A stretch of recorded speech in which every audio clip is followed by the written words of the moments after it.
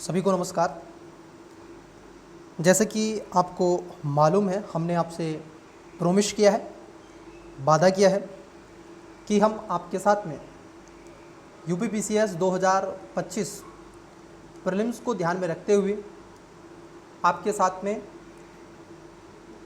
UPPCS और UPPCS के PYQ साथ ही साथ टेस्ट सीरीज़ हम आपके साथ में निःशुल्क और फ्री में आपको प्रोवाइड करवाएंगे। न केवल प्रोवाइड करवाएंगे बल्कि आपसे उस पर चर्चा परिचर्चा भी करने का प्रयास करेंगे। अगर आपने अभी तक चैनल को सब्सक्राइब नहीं किया है तो कर लीजिएगा, वीडियो को लाइक कर दें, दोस्तों के साथ में शेयर कर दें। स्टूडेंट्स, जैसा कि आपको मालूम है कि यूपीपीसीएस का एग्ज़ाम जल्द ही आप देखोगे अक्टूबर में लगभग एग्ज़ाम है आपका, और अक्टूबर से पहले आपको लगभग 4 बार रिवीज़न आपको कर लेना चाहिए और यूपीपीसीएस के पीवाईक्यू आपको 2 से 3 बार लगा लेने चाहिए और एक टेस्ट सीरीज़ आपको कम्प्लीटली अच्छे से ये लगभग 30 टेस्ट आपको लगा लेने चाहिए ताकि आप ये अनुभव कर सकें और अपना स्थान सुनिश्चित कर सकें और आप अच्छे नंबर से पास भी हो सकें। न केवल पास होना बल्कि आपको फाइनल लिस्ट में भी अपना नाम लेकर के आना है। उसी उम्मीद के साथ और हर्ष और उल्लास के साथ में हम आपके साथ में मैं मिस्टर कुमार स्वागत करता हूं आपका आपके अपने एजुकेशन बायर सिविल सर्विसेज यूट्यूब चैनल में।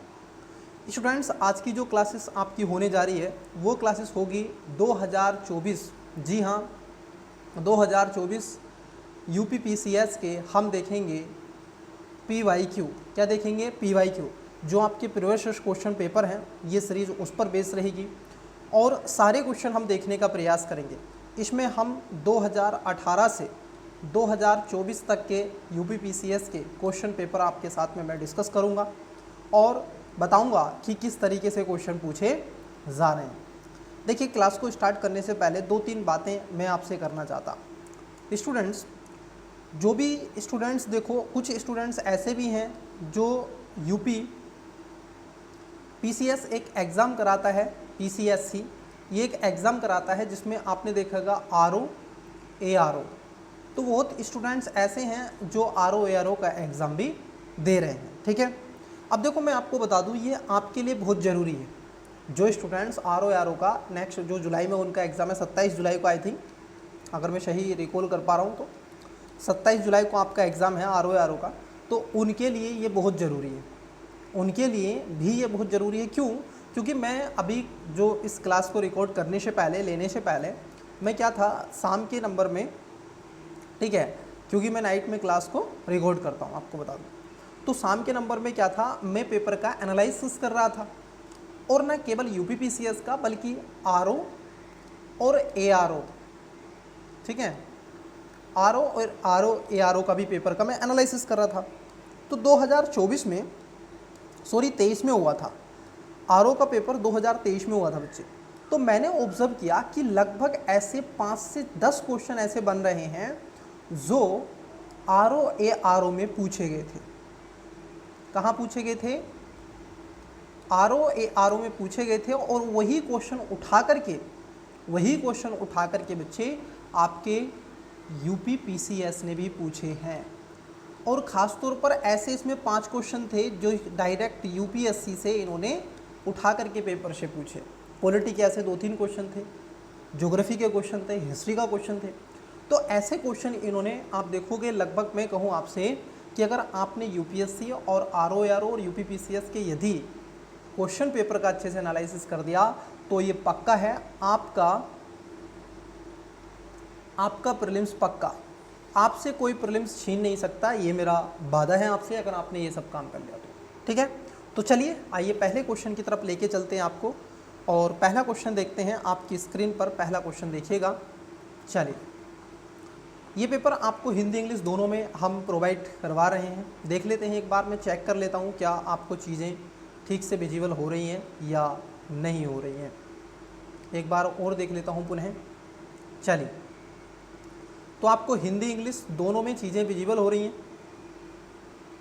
दोनों में ही चीज़ें विजिबल हो रही होंगी बच्चे। 1 सेकेंड। ओके, देखिए पहला क्वेश्चन आपको दिख रहा है आपकी स्क्रीन पर, और ये क्वेश्चन है आपका हिंदी इंग्लिश में, जिसमें भी आप कंफर्टेबल हैं उसको आप पढ़ें। पैरेलली दोनों क्वेश्चन आपकी स्क्रीन पर हैं। निम्नलिखित पेशवाओं पर विचार कीजिए तथा इन्हें आरोही काला अनुक्रम सार व्यवस्थित कीजिए। देखिए आपसे पूछा गया है आरोही क्रम से, क्या पूछा गया है? आरोही क्रम। एक होता है बढ़ता क्रम, एक होता है घटता क्रम। तो ये क्या है? ये है आपका बढ़ता क्रम। क्या बेटा? ये है आपका बढ़ता क्रम। जब भी अवरोही की बात होगा, जब भी अवरोही क्रम की बात होगी, अपमानी होता है अवरोही, रोही मतलब कि रोकना, तो वो होगा घटता क्रम, है ना। तो मैं क्यों बता रहा हूँ? क्योंकि मैं कंफ्यूज रहता था इसमें, तो कई ऐसे स्टूडेंट्स होंगे आरोही अवरोही में भी कंफ्यूज रहते हैं, खासतौर पर पेपर में कंफ्यूज हो जाते हैं। तो देखो ये आपका क्वेश्चन कहाँ से पूछा है, पहले तो इसको समझो। तो ये क्वेश्चन आया है बेटा आपका हिस्ट्री से, ठीक है। कहाँ से आया है? हिस्ट्री से ये क्वेश्चन आया है। और हिस्ट्री में खास तौर पर ये किससे आया है? ये मराठा वाले कॉन्सेप्ट से आया है। जो मराठा वाला चैप्टर आप पढ़ते हैं वहाँ से आया। तो कौन सा है आरोही क्रम में? तो सबसे पहले कौन थे? आप देखोगे बालाजी विश्वनाथ पहले स्थान पर आ जाएंगे, उनके बाद में बालाजी बाजीराव आ जाएंगे, फिर बाजीराव आ जाएंगे, ठीक है, ये दूसरे स्थान पर आ जाएंगे। नारायण राव जो आएंगे ये तीसरे स्थान पर आएंगे, और रघुनाथ राव जो आएंगे बेटा ये आपके चौथे स्थान पर आएंगे। तो देखो पहला मतलब कि चौथा, सबसे पहले देखो चौथा, दूसरा, तीसरा, पहला। तो इसका जो करेक्ट आंसर होगा वो राइट आंसर होगा ऑप्शन नंबर ए। क्या हो जाएगा? करेक्ट आंसर ऑप्शन नंबर ए आपका हो जाएगा, ठीक है। करेक्ट आंसर क्या हो जाएगा? ऑप्शन नंबर ए आपका करेक्ट आंसर हो जाएगा। चलिए नेक्स्ट क्वेश्चन की तरफ बढ़ते हैं। देखिए क्वेश्चन है आपका सेकंड। अब ये क्वेश्चन जो दूसरे नंबर का क्वेश्चन है, ये क्वेश्चन है प्राचीन व्यापार के संदर्भ में निम्नलिखित कथनों पर विचार कीजिए। अब थोड़ा सा जरा इस चीज़ को समझो बेटा। अगर आपने थोड़ा भी ऑब्जर्व किया होगा तो देखो ये क्वेश्चन आपके अंडरस्टैंडिंग पर है। क्या है? आपकी अंडरस्टैंडिंग पर है। ये क्वेश्चन क्यों अंडरस्टैंडिंग पर है, जरा इसको देखो। जब आप इतिहास पढ़ते हैं बेटा तो उस इतिहास में आपने ये जाना होगा, जब प्राचीन काल का इतिहास पढ़ते हैं, जरा स्टेटमेंट को पढ़ो। जब देखो प्राचीन भारत में बहुत से नदी बंदरगाह के संदर्भ में मिलते हैं। बिल्कुल ये बात सही है। कई ऐसे बंदरगाह हैं जो प्राचीन भारत में हो और नदी के पास में है। अब देखो स्वाभाविक है, यदि वो बंदरगाह नदी के पास में होगा तो वहाँ पर सामान क्या होगा? आयात और निर्यात किया जाता होगा, वहाँ पर उसके गोदाम भी बने होंगे। तो है कि नहीं बेसिक पर? तो ये बड़ा ही अच्छा क्वेश्चन और बड़ा इजी सा क्वेश्चन है ये। तो इसका राइट आंसर, दोनों बातें यहाँ पर सही हो जाएंगी। इसका जो राइट आंसर होगा ऑप्शन नंबर ए इसका करेक्ट आंसर हो जाएगा, ठीक है। हम जो आपको आंसर बता रहे हैं बेटा ये सब ऑथेंटिक आंसर बता रहे हैं, पहली बात। दूसरी बात आपको सत्यापित कर रहे हैं, एकदम कॉन्सेप्चुअली समझा रहे हैं। इसका उदाहरण आप ले सकते हो खासतौर पर हड़प्पा सभ्यता। क्या ले सकते हो? हड़प्पा सभ्यता, इसका एक बेस्ट उदाहरण ले सकते हो। तो क्वेश्चन नंबर 2 का बेटा क्या राइट आंसर हो जाएगा? ऑप्शन नंबर आप देखोगे 2 इसका करेक्ट आंसर हो जाएगा। चलिए नेक्स्ट क्वेश्चन की तरफ बढ़ते हैं। नेक्स्ट क्वेश्चन लेते हैं, क्वेश्चन नंबर 3। क्वेश्चन नंबर 3 है आपकी स्क्रीन पर। ये कर हैं आपसे क्वेश्चन नंबर 3 में बंगाल के निम्नलिखित सेन शासकों को आरोही काला अनुक्रम अनुसार व्यवस्थित कीजिए। मतलब कि क्या पूछा है आपको? अरेंज करवा रहा है आपसे, ठीक है। जो बंगाल के रूलर्स जितने भी हुए हैं तो उनके बारे में आपसे पूछ रहा है। अब देखो ये क्वेश्चन क्या है बेटा, ये क्वेश्चन थोड़ा सा टफ क्वेश्चन है। कैसा क्वेश्चन है? टफ क्वेश्चन है ये आपका, ठीक है। तो ये टफ क्वेश्चन है, इस टफ क्वेश्चन को रखेंगे तो मैं कहूँगा ऐसे क्वेश्चन आपको स्किप करने आने चाहिए। क्या आने चाहिए? स्किप करने आने चाहिए। देखो आपको मालूम है कि यूपीएससी हो चाहे स्टेट पीसीएस हो या जो भी आप वनडे एग्ज़ाम देते हो, कोई भी एग्ज़ाम देते हो, ये एक बेटा कला होती है, ये एक आर्ट होती है। और इस आर्ट को जो सीख गया, जरा समझना, इस आर्ट को जो सीख गया तो आप क्या है पेपर को क्वालिफाई भी कर ले जाते हैं। होता क्या है, कई बच्चों को ये पता नहीं चलता है कि सर कौन से क्वेश्चन को अटेम्प्ट्स करना है और कौन से क्वेश्चन को स्किप करना है, यही नहीं पता है ना। तो इस क्लास के माध्यम से आप ये भी सीखोगे कि आपने कैसे क्वेश्चन स्किप करने। तो ये टफ क्वेश्चन है, ऐसे क्वेश्चन को आपको स्किप करना आना चाहिए। देखो क्यों टफ हो जाता है, क्योंकि आपने बेसिकली पढ़ते हैं सेंस शास्त्रों के बारे में आप पढ़ते हैं, लेकिन कालानुक्रम पूछा है, थोड़ा भी अगर 19-20 हुआ आपसे गलत हुआ तो क्वेश्चन मिस्टेक हो जाएगा। अब देखो पहले स्थान पर इसमें जो आएगा, पहले स्थान पर आ जाएंगे हेमंत सेन, ठीक है, प्रथम स्थान पर आ जाएंगे। फिर उसके बाद हेमंत सेन के बाद में आते हैं विजय सेन, और विजय सेन के बाद में आते हैं बल्लाल सेन, और उसके बाद में आते हैं लक्ष्मण सेन, ये चौथे स्थान पर। तो आप कहोगे तीसरा चौथा, अब देखो तीसरा चौथा कहाँ है यहाँ पर, तो ये राइट आंसर हो जाएगा ऑप्शन नंबर डी, ठीक है, तीसरा चौथा पहला दूसरा, तो क्या हो जाएगा करेक्ट आंसर तीसरे का right answer option number D हो जाएगा। चलिए नेक्स्ट क्वेश्चन की तरफ बढ़ते हैं। देखो ये क्वेश्चन भी क्या है, बड़ा ही अच्छा क्वेश्चन है, 4 नंबर का क्वेश्चन आपकी स्क्रीन पर 4 नंबर का क्वेश्चन पढ़िएगा। Consider the following statement with reference to Bairam Khan. अब बैरम खान के बारे में क्वेश्चन पूछा गया है। आपको पता है कि बैरम खान किस तरीके से, मेडिवल हिस्ट्री से ये क्वेश्चन आया। पहली बात तो कहाँ से क्वेश्चन बना है, मेडिवल हिस्ट्री से ये क्वेश्चन बना है। तो अब तक हमने क्या देखे हैं, अब ये चौथा क्वेश्चन हम देख रहे हैं, चारों के चारों क्वेश्चन हिस्ट्री से पूछे गए हैं। तो बैरम खान के बारे में पूछा गया। तो पहले में कह रहे हैं कि अकबर ने बैरम खान को खान ए खाना की उपाधि दी थी। अफकोर्स ये बात एकदम सही है कि जो अकबर ने ही तो बैरम खान को खान ए खाना की उपाधि जो दी थी वो किसने दी थी, वो अकबर ने ही दी थी। ये बात एकदम सही है। तो पहला स्टेटमेंट क्या हो जाएगा आपका, सही हो जाएगा। दूसरा स्टेटमेंट है कि यह उपाधि साम्राज्य के वजीर के रूप में बैरम खां को नियुक्त के समय नहीं दी गई थी। देखो यही गलत है, जबकि ये जो उपाधि दी गई थी ये इसकी नियुक्ति के समय ही दी गई थी। तो सेकंड स्टेटमेंट क्या हो जाएगा, गलत हो जाएगा, और पहला स्टेटमेंट क्या हो जाएगा, सही हो जाएगा। अकबर खासतौर पर बैरम खां के नेतृत्व में ही शासक बना था, है ना। तो इसका जो करेक्ट आंसर हो जाएगा बेटा, इसका राइट आंसर हो जाएगा ऑप्शन नंबर, केवल एक सही है, मतलब कि इसमें राइट आंसर हो जाएगा सी। केवल आप देखोगे 1, ओनली 1, ठीक, राइट आंसर हो जाएगा सी। चलिए नेक्स्ट क्वेश्चन की तरफ बढ़ते हैं। क्वेश्चन नंबर देखते हैं 5।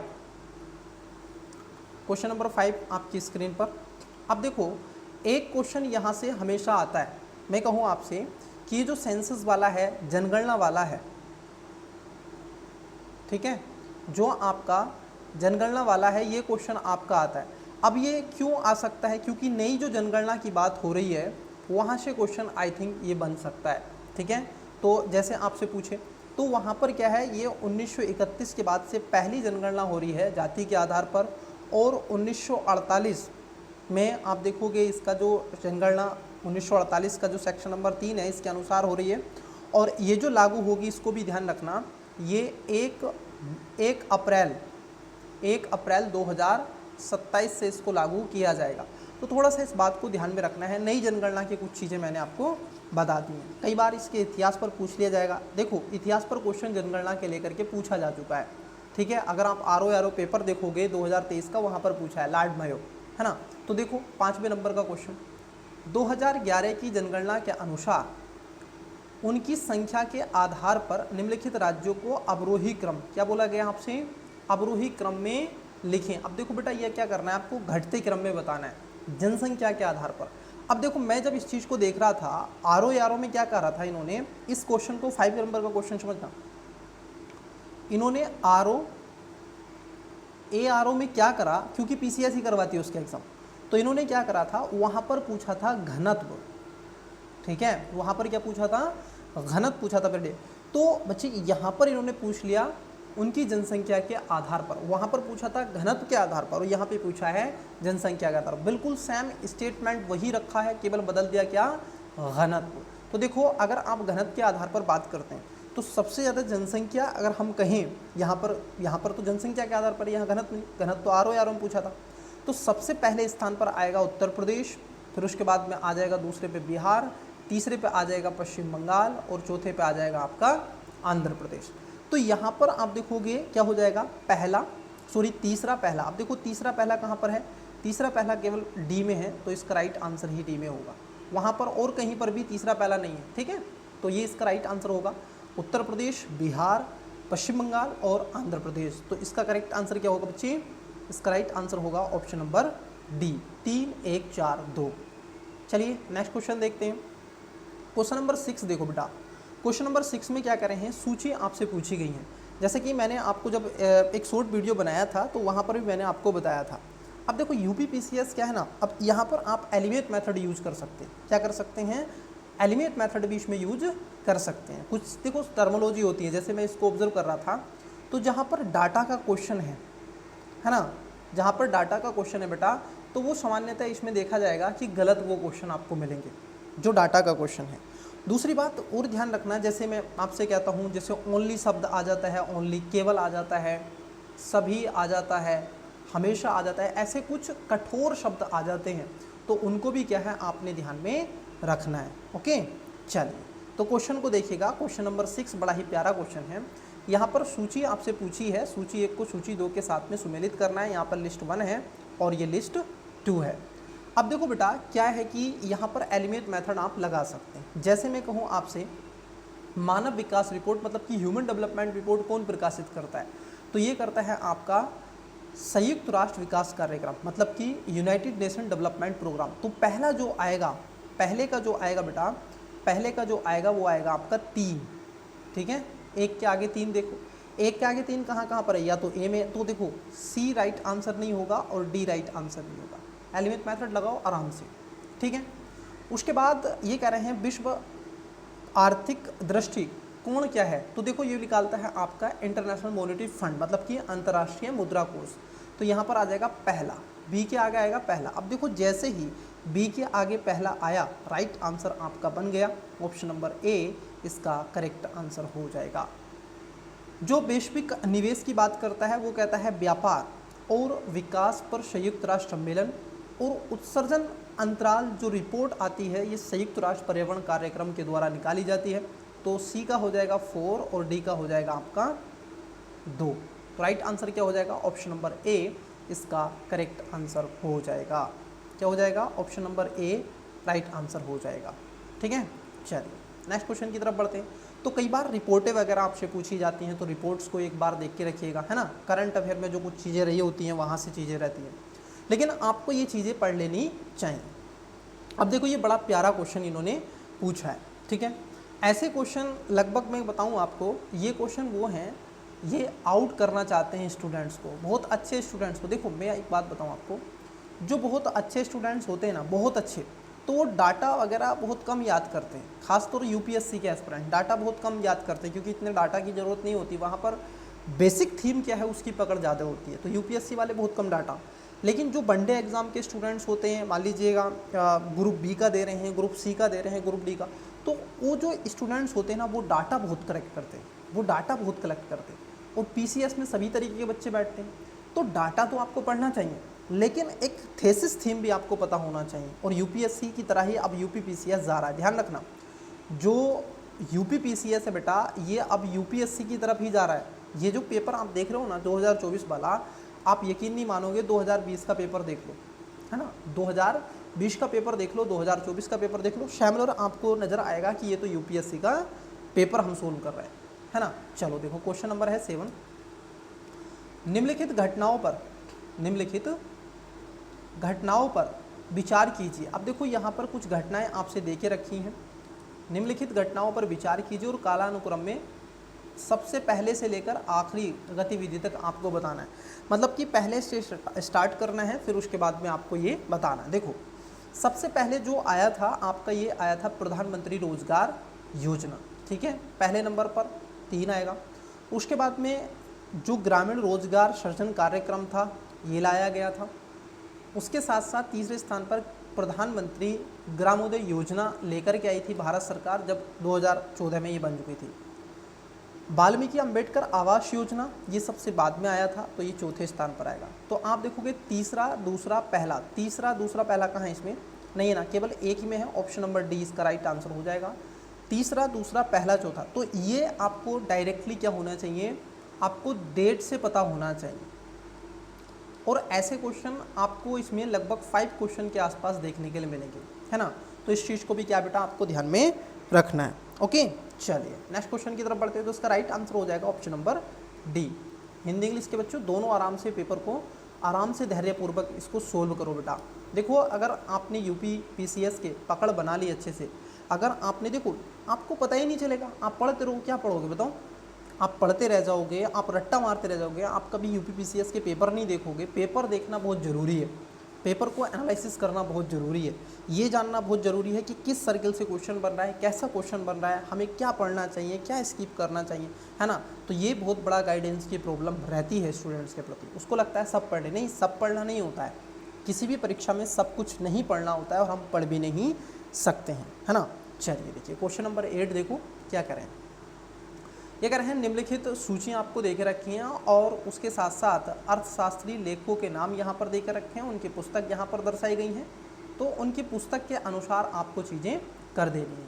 अब देखिए जो पुस्तकें हैं उन पर थोड़ा सा आइए डाल लेते हैं नज़र। देखो अर्थशास्त्री हैं और पुस्तक है। जैसे पहला है, मिडल ने क्या किया था, economics theory and under developed, ये भी रिंस। अब देखो ये क्वेश्चन भी क्या है,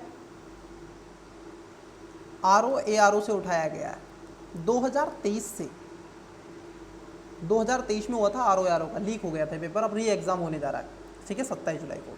जिसका भी है मुझे ज़रूर कांटेक्ट करें, बताइएगा मुझे, ठीक है। और इस टेस्ट को, इस पे बेटा इसको पीवाईक्यू को अधिकतर देख के जाएँ, ये बहुत ज़रूरी है आपके लिए, इसको फॉलो कर लें अच्छे से।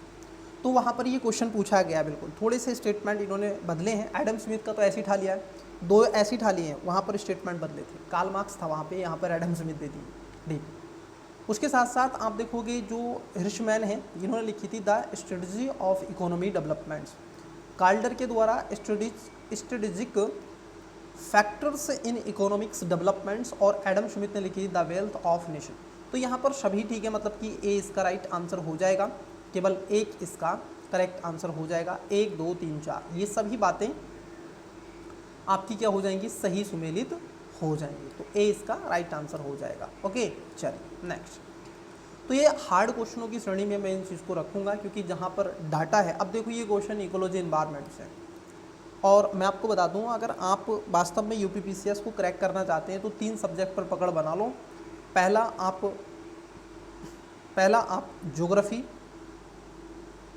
ठीक है, दूसरा आपको बनाना है हिस्ट्री, और तीसरा जो पकड़ बनाना है वो है पॉलिटी।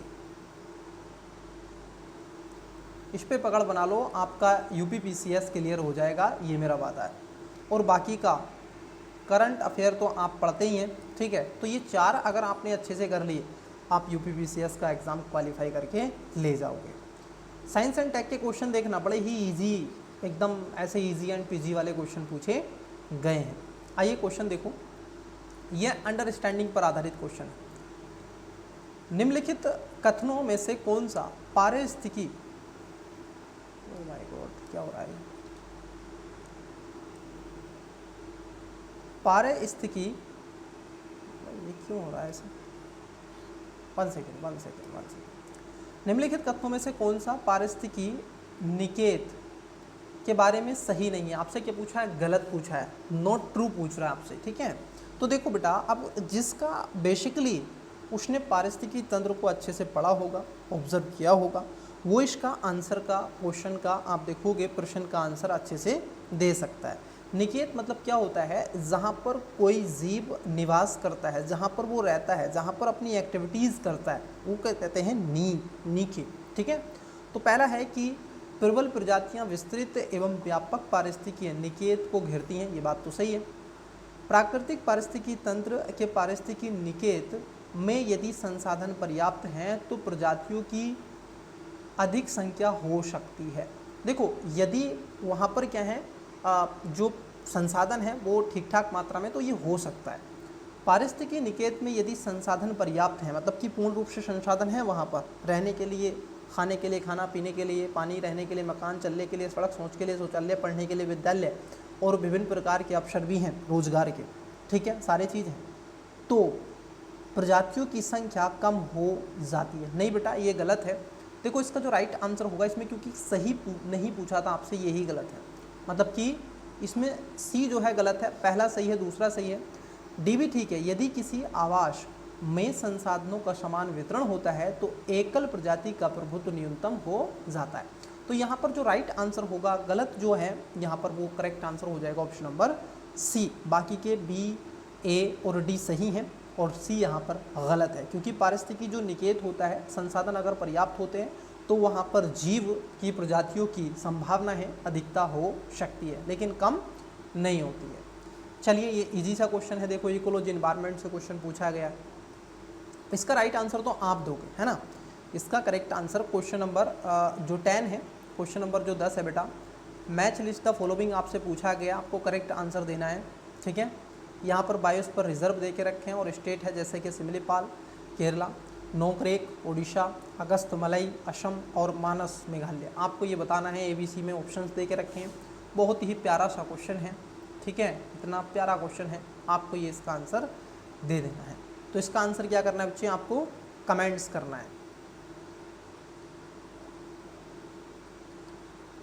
इसका आंसर आपको करना है कमेंट्स। देखते हैं क्वेश्चन नंबर 10 का कितने बच्चे राइट आंसर देते हैं, मुझे वेट रहेगा आपके कमेंट्स का, ठीक है। चलिए क्वेश्चन नंबर 11 की तरफ बढ़ते हैं हम। क्वेश्चन नंबर 11 है आपका, निम्नलिखित कथनों पर विचार कीजिए। अब देखो ये क्वेश्चन ऐसा क्वेश्चन है, मैं आपको बता दूं, ये आपका अंडरस्टैंडिंग पर आधारित क्वेश्चन है। क्या है ये? आपका अंडरस्टैंडिंग पर आधारित क्वेश्चन है 11 नंबर का। क्यों? ये कह रहे हैं वैज्ञानिक जांच व्यवहार आदर्शों के प्रति प्रतिबद्धता पर निर्भर करती है। बिल्कुल, अगर कोई साइंटिस्ट है और उसका व्यवहार ही गलत है तो अपने तथ्यों में क्या कर सकता है, वो गड़बड़ी कर सकता है कि नहीं। तो ये बात एकदम सही है, बहुत ही ज़्यादा निर्भर करता है और आवश्यकता भी इसकी होती है, ठीक है। साइंटिफिक के investigation depends on commitment two particles ideas, बिल्कुल सही बात है ये। दूसरे में कह रहे हैं कि विज्ञान में ईमानदारी विशेष रूप से महत्वपूर्ण है।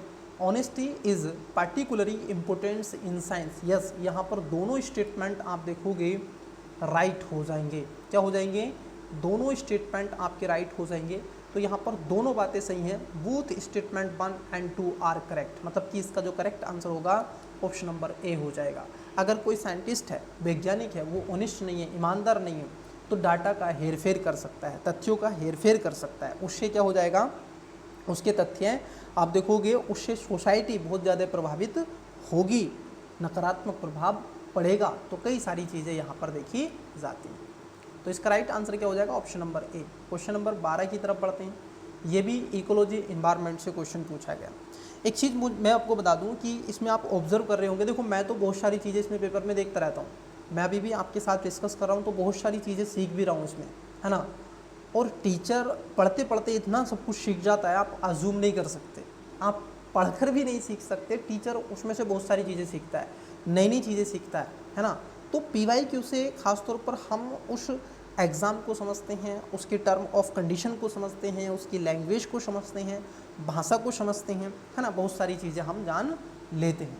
अब यहाँ पर पूछा गया है आपसे, which of the following is the correct order of plant species from higher to lower order. मतलब कि आपको कहाँ से चलना है, उच्च से निम्न की तरफ जाना है, कहाँ से ऊंचे से निम्न की तरफ आपको जाना है। तो ये भी इकोलॉजी इन्वायरमेंट्स का बेसिक अंडरस्टैंडिंग पर क्वेश्चन है। अब देखो मैं जो ऑब्जर्व कर पा रहा हूँ वो ये कि UPPCS भी क्या करता है, UPPCS भी क्या करता है, सीक्वेंस में पेपर देता है आपको। क्या करता है? सीक्वेंस में क्वेश्चन देता है कि हम पहले हिस्ट्री के पूछ लेंगे तो 4 क्वेश्चन पूछ लेंगे, 5 क्वेश्चन, फिर हम इकोलॉजी इन्वायरमेंट के 5 क्वेश्चन पूछ लेंगे, ऐसे क्वेश्चन पूछता है ना। तो ये भी थोड़ा सा सही मुझे लगता है। तो यहाँ पर क्या हो जाएगा, ऊंचे से अगर हम निम्न की तरफ जाते हैं तो सबसे पहले आता है पादप, जिसको बोलते हैं प्लांट किंगडम, क्योंकि ये सबसे बात की प्रक्रिया ना, तो प्लांट किंगडम होता है। फिर उसके बाद में आप देखोगे कोलियम होता है, क्लास होती है और ऑर्डर होता है, मतलब कि संघ, वर्ग और गण। पादप जगत, संघ, वर्ग और गण। तो इसका जो करेक्ट आंसर हो जाएगा प्यारे बच्चे, इसका राइट आंसर हो जाएगा ऑप्शन नंबर डी। ठीक है, क्या हो जाएगा? डी इसका राइट आंसर हो जाएगा।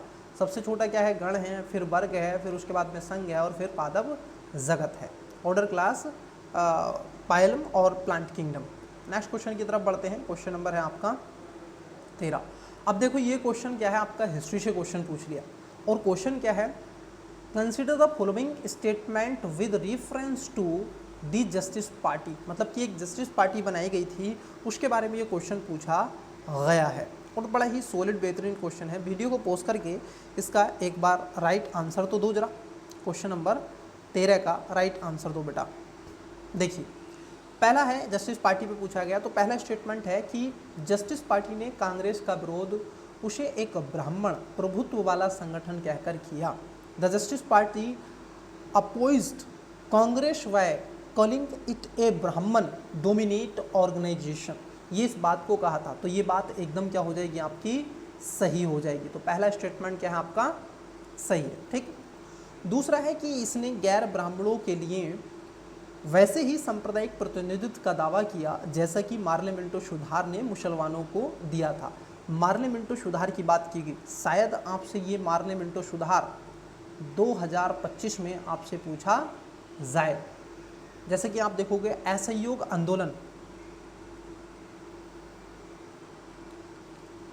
यूपीएससी ने 2024 में, सॉरी 25 में, यूपीएससी ने 2025 में लगभग 4 क्वेश्चन इस पे पूछ लिए हिस्ट्री से, और टोटल हिस्ट्री से 16 क्वेश्चन आए, सबको हिला डाला। लास्ट ईयर्स आप देखोगे मात्र 9 से 8 से 9 क्वेश्चन आए, मतलब कि यूपीएससी भी इस चीज़ में दिखाता है कि हम अभी जिंदा हैं, तो टाइगर अभी जिंदा वाला है ना। तो यहाँ पर मार्लिमेंटो सुधार आपको पता होना चाहिए, 1909 में आया था। तो देखो बेटा दूसरा स्टेटमेंट भी यहाँ पर आपका सही है। It is claimed the same communal representation for non-Brahmins as the Parliamentary reforms had given to Muslim, मतलब कि मुस्लिमों के लिए जो अधिकार लेकर के आया था। तो करेक्ट पूछा है आपसे इसमें, तो दोनों बातें क्या हो जाएंगी यहाँ पर आपकी सही हो जाएंगी। तो इसका राइट आंसर हो जाएगा ऑप्शन नंबर ए, इसका करेक्ट आंसर हो जाएगा क्वेश्चन नंबर 13 का। ओके, तो ये भी क्या है, एक बेसिक अंडरस्टैंडिंग पर आपका क्वेश्चन है और हिस्ट्री से जुड़ा हुआ ये क्वेश्चन है। क्वेश्चन नंबर देखिएगा 14, 14वें नंबर का क्वेश्चन है, बताइएगा। वर्कर्स एंड पीजेंट्स पार्टी के संदर्भ में आपसे पूछा गया है, किसके बारे में, वर्कर्स एंड पीजेंट पार्टी के बारे में आपसे पूछा गया है। वर्कर्स एंड पीजेंट्स पार्टी का गठन 1927 में हुआ। देखो बेटा 1927 में हुआ और इसे एक अखिल भारतीय संगठन का रूप दिया गया। ये बात क्या हो जाएगी, आपकी गलत हो जाएगी। दूसरा है, इस पार्टी का उद्देश्य कांग्रेस के अंतर्गत ही काम करना था, जिसमें इसको अधिक क्रांतिकारी रुझान वाली पार्टी और आम जनता का संगठन बनाया जा सके। तो यहाँ पर सेकंड जो स्टेटमेंट है, the objective of this party was to work with in the Congress so that is could be made a more revolution included party and an organisation of the common people. तो यहाँ पर second जो statement है ये आपका right हो जाएगा। तो यहाँ पर पूछा गया आपसे करेक्ट, तो इसमें कहोगे आप केवल ओनली 2, क्या हो जाएगा, ओनली 2 इसमें राइट है। फर्स्ट स्टेटमेंट आर रॉन्ग, ठीक है, तो करेक्ट आंसर हो जाएगा option number D. Next question number है 15, 15 नंबर का क्वेश्चन। निम्नलिखित घटनाओं पर विचार कीजिए और उन्हें कालानुक्रम में व्यवस्थित कीजिए। देखो पीसीएस आपसे क्या करवा रहा है, काला अनुक्रम में व्यवस्थित करो, बढ़ते क्रम में लिखो, घटते क्रम में लिखो। आपसे ये मल्टीपल टाइम इस तरीके से क्वेश्चन पूछ रहा है। और ये भी क्वेश्चन क्या है आपका, हिस्ट्री से क्वेश्चन है। किससे क्वेश्चन है, हिस्ट्री, और आपको देखोगे मॉडर्न हिस्ट्री से ये क्वेश्चन हो जाता है। तो चलिए पहला क्वेश्चन आप इस पे देख रहे हैं, ये सॉरी पहला नहीं 15वें नंबर का क्वेश्चन, ठीक है। देखिए 15 नंबर का क्वेश्चन है और पूछा है ईस्ट इंडिया एसोसिएशन। सबसे पहले क्या पूछा जा रहा है आपसे, east India association, national Indian association, Indian society और इंडियन एसोसिएशन के बारे में पूछा गया। पूछा सही, ठीक है, क्या बताना है आपको, सही यहाँ पर बताना है। तो आप देखोगे east India association, national Indian association, Indian society और इंडियन एसोसिएशन, यहाँ पर चारों बातें सही हैं और ऐसे ही चारों बातें सही हैं एकदम सीक्वेंस में। तो सबसे पहले ईस्ट इंडिया एसोसिएशन बनी थी, फिर उसके बाद में national Indian association, Indian society और इंडियन एसोसिएशन। तो इसका राइट आंसर हो जाएगा ऑप्शन नंबर डी। बड़ा ही ये ज़्यादा हार्ड क्वेश्चन नहीं था। जब आप 19वीं शताब्दी को पढ़ते हैं, 1900 के आसपास का भारत पढ़ते हैं, कांग्रेस की स्थापना के समय का पढ़ते हैं भारत 1885-86 लॉर्ड कैनिंग के शासनकाल, तो तब आपको ये सारी सोसाइटीज़, ये सारे संगठन आपको बनते हुए प्रतीत होते हैं, जो लगातार ब्रिटिश के प्रति भारतीयों की घटनाओं को रूबरू कराते हैं। तो इसका राइट आंसर हो जाएगा option number D. Question number है आपका 16 नंबर का क्वेश्चन। निम्नलिखित घटनाओं पर विचार कीजिए तथा इन्हें सही काला अनुक्रम में व्यवस्थित कीजिए। पहले से लेकर आखिरी तक आपको बताना है। Consider following events and arrange them in the chronological order starting from this earliest to the last activities। मतलब कि आप शुरू करो और अंत तक जाओ। तो देखो बेटा, सबसे पहले भारत में क्या होता है जी, ये उस समय का समय है 1935 के बाद का ये टाइम पीरियड है। मतलब कि सबसे पहले ब्रिटिश संसदीय प्रतिनिधिमंडल जो था दिल्ली आया था, तो ये बात पहले पे आ जाएगी। अंतरिम सरकार का गठन फिर ये करते हैं, सरकार बनाते हैं। उसके बाद ये कैबिनेट की घोषणा करते हैं। क्या करते हैं? कैबिनेट की घोषणा करते हैं। और फिर उसके बाद में शाही जो भारतीय नौसेना थी मुंबई में, इन्होंने हमले किए थे खाने को लेकर के, पेंशन को लेकर के, कई ऐसी बातों को लेकर के इन्होंने विद्रोह किए थे। तो आप देखोगे इसमें पहले आएगा चौथा, तीसरा, दूसरा और पहला। ठीक, अब ऐसा ही क्वेश्चन, बिल्कुल सेम ऐसा ही क्वेश्चन आपसे RO में पूछा गया है। बिल्कुल सेम ऐसा ही क्वेश्चन आपसे RO 2023 में भी पूछा गया है। तो इसका राइट आंसर हो जाएगा ऑप्शन नंबर आप देखोगे ए।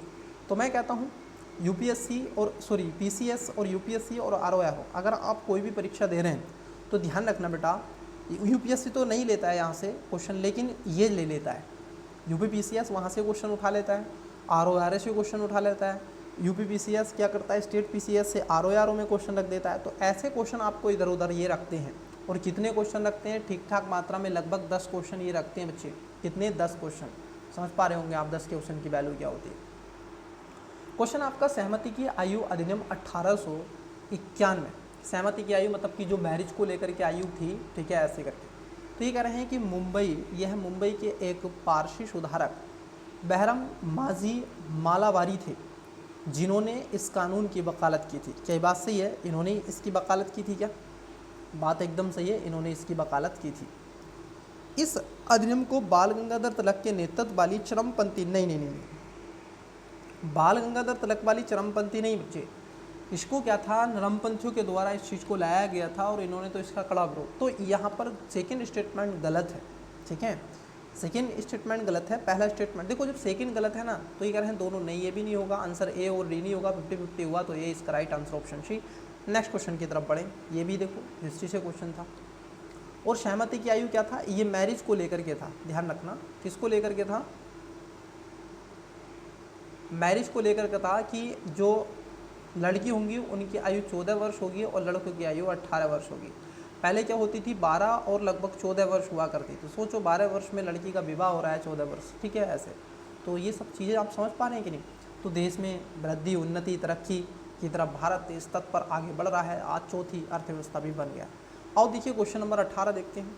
अब ये देखो, अभिकथन पूछा है, कारण पूछा है, अच्छे क्वेश्चन है। इन क्वेश्चन को टफ मत कहो, ये क्वेश्चन बहुत ही अच्छे होते हैं। इनको समझो, इनकी थीम को समझो बेटा।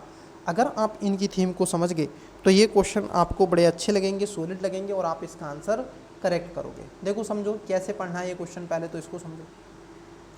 नीचे दिए गए कथनों को आपको पढ़ना है। कथन, अभिकथन 1 है और उसका कारण 2 है। जब भी आप देखो, मैं बता रहा हूँ, पहले अभिकथन को पढ़ रहे हैं हम। शिवाजी को बड़े देशमुखों के विरोध का सामना करना पड़ा। अब आपको जब कारण पढ़ोगे तो आप करोगे क्योंकि, ऐसा क्यों हुआ? ऐसा इसलिए हुआ कि ये देशमुख स्वतंत्र मराठा राज्य के पक्ष में नहीं थे और बीजापुर के सामंत ही बने रहना चाहते थे। और जब ये सामंत रहना चाहते थे, इसीलिए क्या किया था, शिवाजी को बड़े देशमुखों के विरुद्ध आप देखोगे विद्रोह का सामना करना पड़ा था। तो ये बात सही है। तो यहाँ पर आप देखोगे अभिकथन भी सही है और इसका कारण भी सही है, मतलब कि आपका रीज़न भी सही है और उसके साथ साथ अरेशन भी सही है। तो यहाँ पर दोनों बातें सही हैं और इसकी ये सही व्याख्या भी करता है। तो राइट आंसर क्या होना चाहिए? ऑप्शन नंबर आप देखोगे ए होना चाहिए। अब यहीं से आपसे मराठाओं से देखो 2 क्वेश्चन बन चुके हैं। कितने क्वेश्चन? एक तो इसमें आपने पहला क्वेश्चन देखा, वो मराठाओं से था।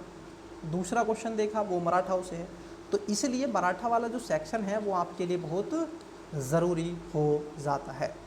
ये पीडीएफ आपको कहाँ मिलेगा, तो ये पेपर हम आपको टेलीग्राम पर प्रोवाइड करवा देंगे, लिंक डिस्क्रिप्शन में देके रखा है। एजुकेशन बायर सिविल सर्विस के नाम की आईडी है, आप फॉलो कर सकते हैं टेलीग्राम पर, ठीक है। उसके साथ साथ आप इंस्टा पर भी फॉलो कर सकते हैं, एजुकेशन बायर सिविल सर्विस के नाम के है, लेकिन आपको सब्सक्राइब तो कर लेना चाहिए। चलिए देखिए क्वेश्चन को समझते हैं। अंडमान तथा निकोबार द्वीप समूह में निम्नलिखित में से किस कारण से प्रलयकारी प्रवाल विरंजन हुआ और प्रवालों की सामूहिक मृत्यु हुई थी। अब मुझे बताओ बेटा कि प्रवाल विरंजन क्यों होगा, तो इसमें क्या हुआ था, increase of 2 degree temperature in the Indian ocean. क्या इंडियन ओशन से होगा? देखो बेटा यहाँ पर इस चीज़ को थोड़ा समझ लो ताकि आपको समझ में आ जाए। इधर है आपका अरब सागर और इधर है आपका इंडियन ओशन, यहाँ पर है BOB। अब एक बात बताओ कि हिंद महासागर का अगर तापमान बढ़ेगा तो क्या बंगाल की खाड़ी वाले क्षेत्र में अंडमान जो निकोबार वाला ये क्षेत्र है इस पर प्रभाव पड़ेगा? तो आंसर आना चाहिए आपका यस सर, इस पर प्रभाव पड़ेगा।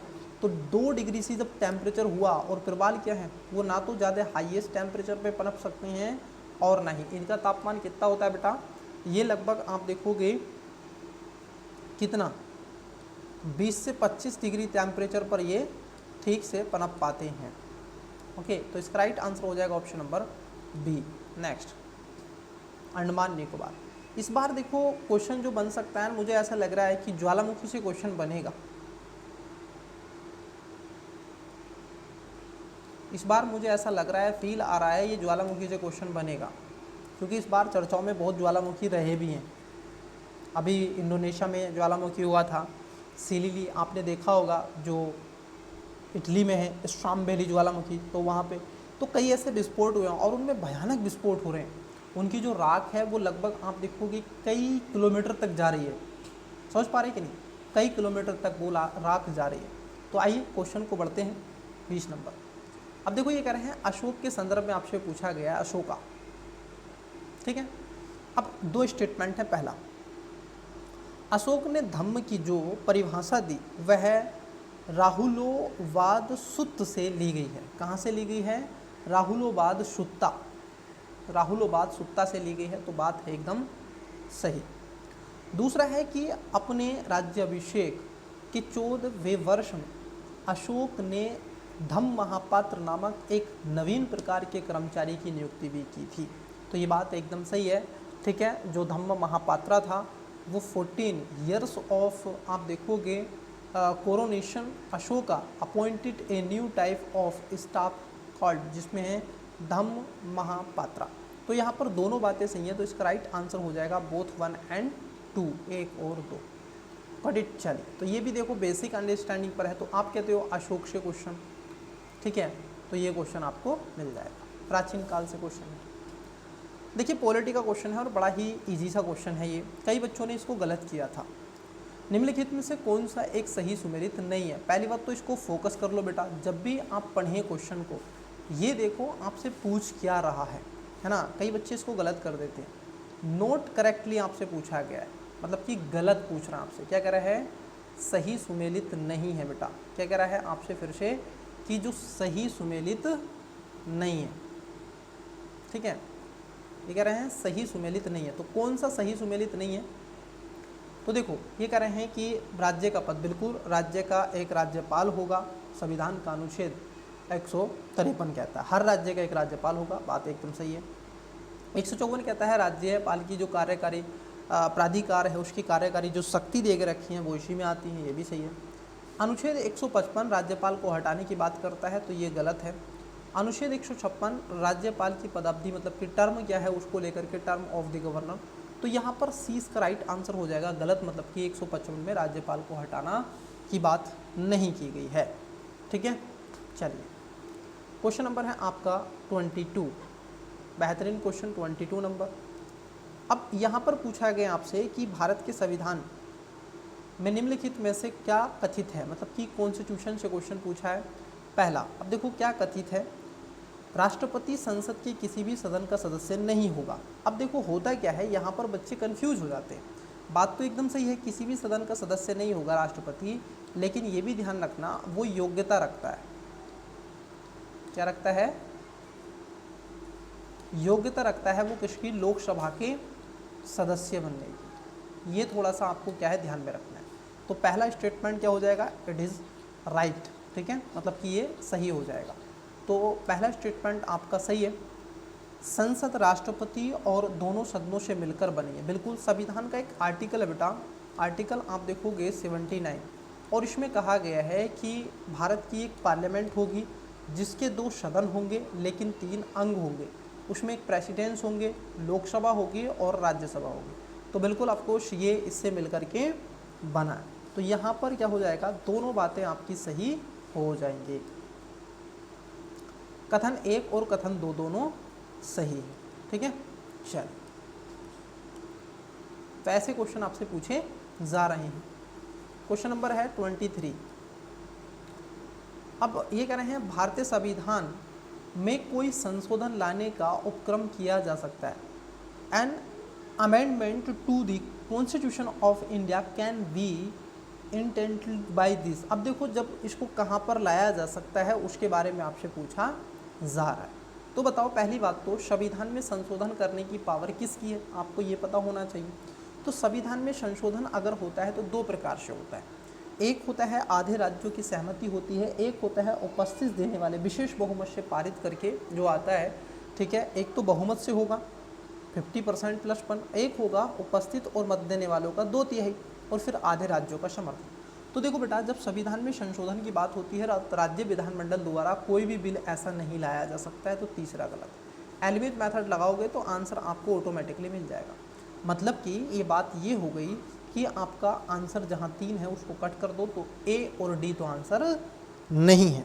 अब आंसर क्या हो सकता है, देखो इसने ये भी सत्यापित कर दिया, जब आपका डी आंसर नहीं है, तीसरा नहीं है, तो आपका एक तो है ही है, क्योंकि एक यहाँ पर भी है, एक यहाँ पर भी है। भारत के राष्ट्रपति द्वारा नहीं, ये नहीं लाते, राज्यसभा के द्वारा, लोकसभा और राज्यसभा के द्वारा ही खासतौर पर जो अमेंडमेंट है लोकसभा और राज्यसभा के द्वारा ही लाया जाता है।